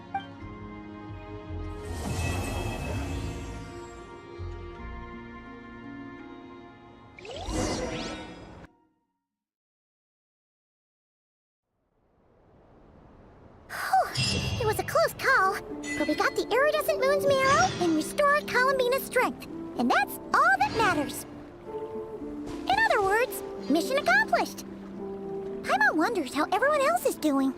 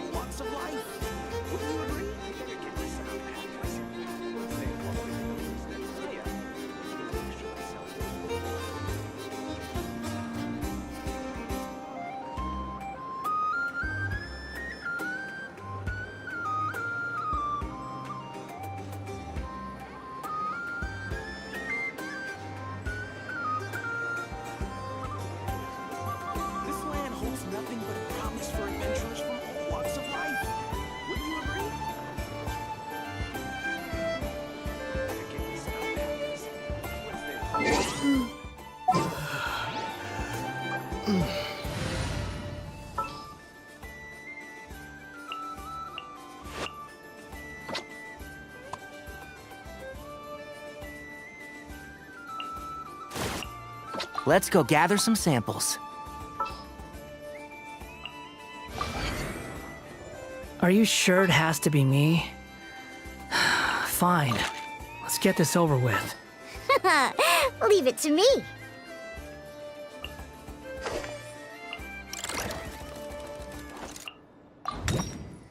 My experiment.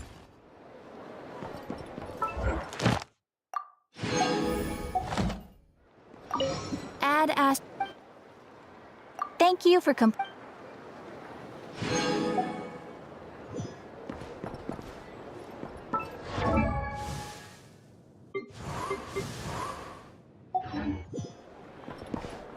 Can't see?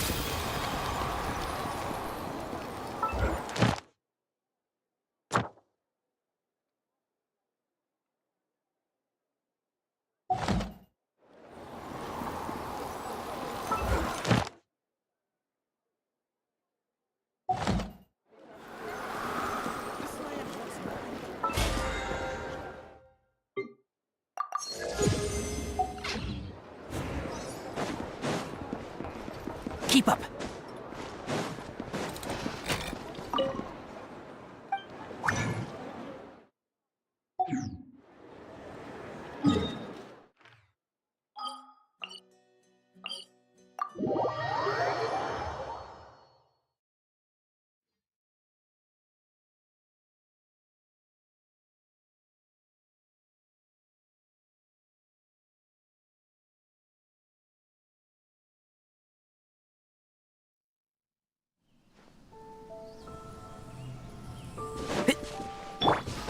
Squall Fury! Search forth!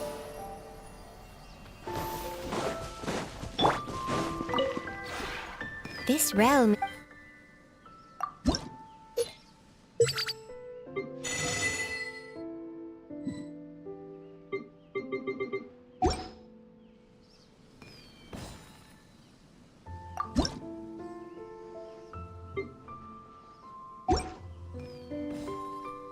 If you ever...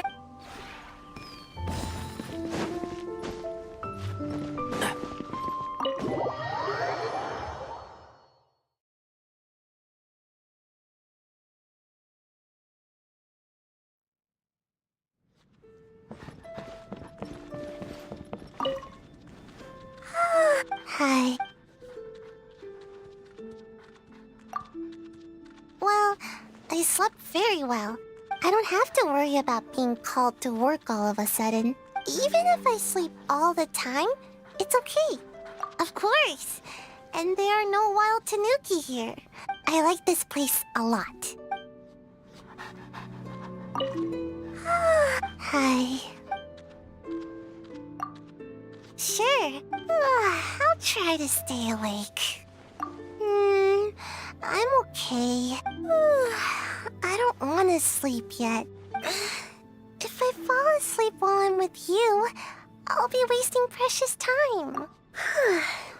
It's okay. My work is just a bunch of meaningless little chores. It's not as meaningful as staying here. I can sleep, and I can chat with you. Hi. If you have the time, would you like to plant a tree with me? Yeah, let's plant a big one. Bigger than all those trees outside. I can teach you some ninjutsu using leaves. Oh, and they are all escape techniques. Because escaping is very important, especially when going up against really strong enemies. I don't want to see you get hurt. No problem. After that, we can climb up the tree for a rest. Sitting on the trunk, enjoying the wind. Just thinking about it makes me a little sleepy. Likewise. I hope I dream of you every time I fall asleep.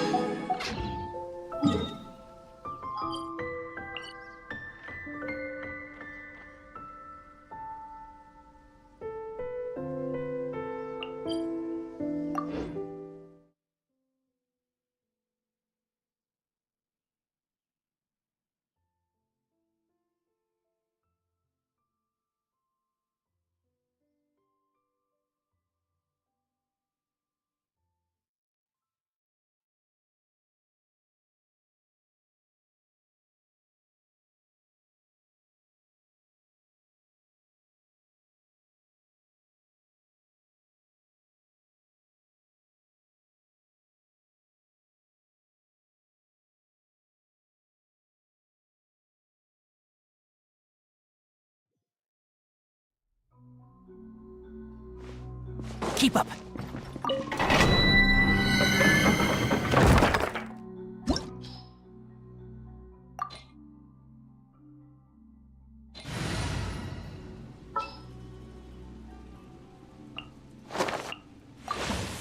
Perhaps we could take a walk by a riverbank or somewhere similarly fluvial. I have high hopes for this journey.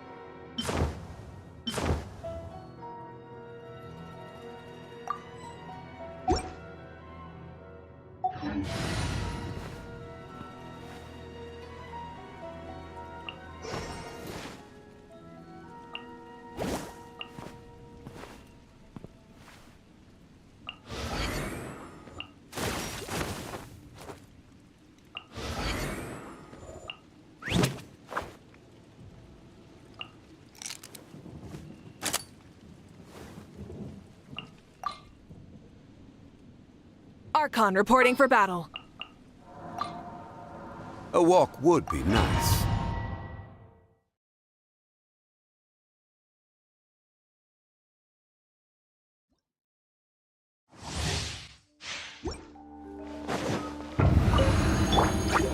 Light it up! Strike a pose! Time to shine! Solidify! I will have order! Silence! The tides beckon.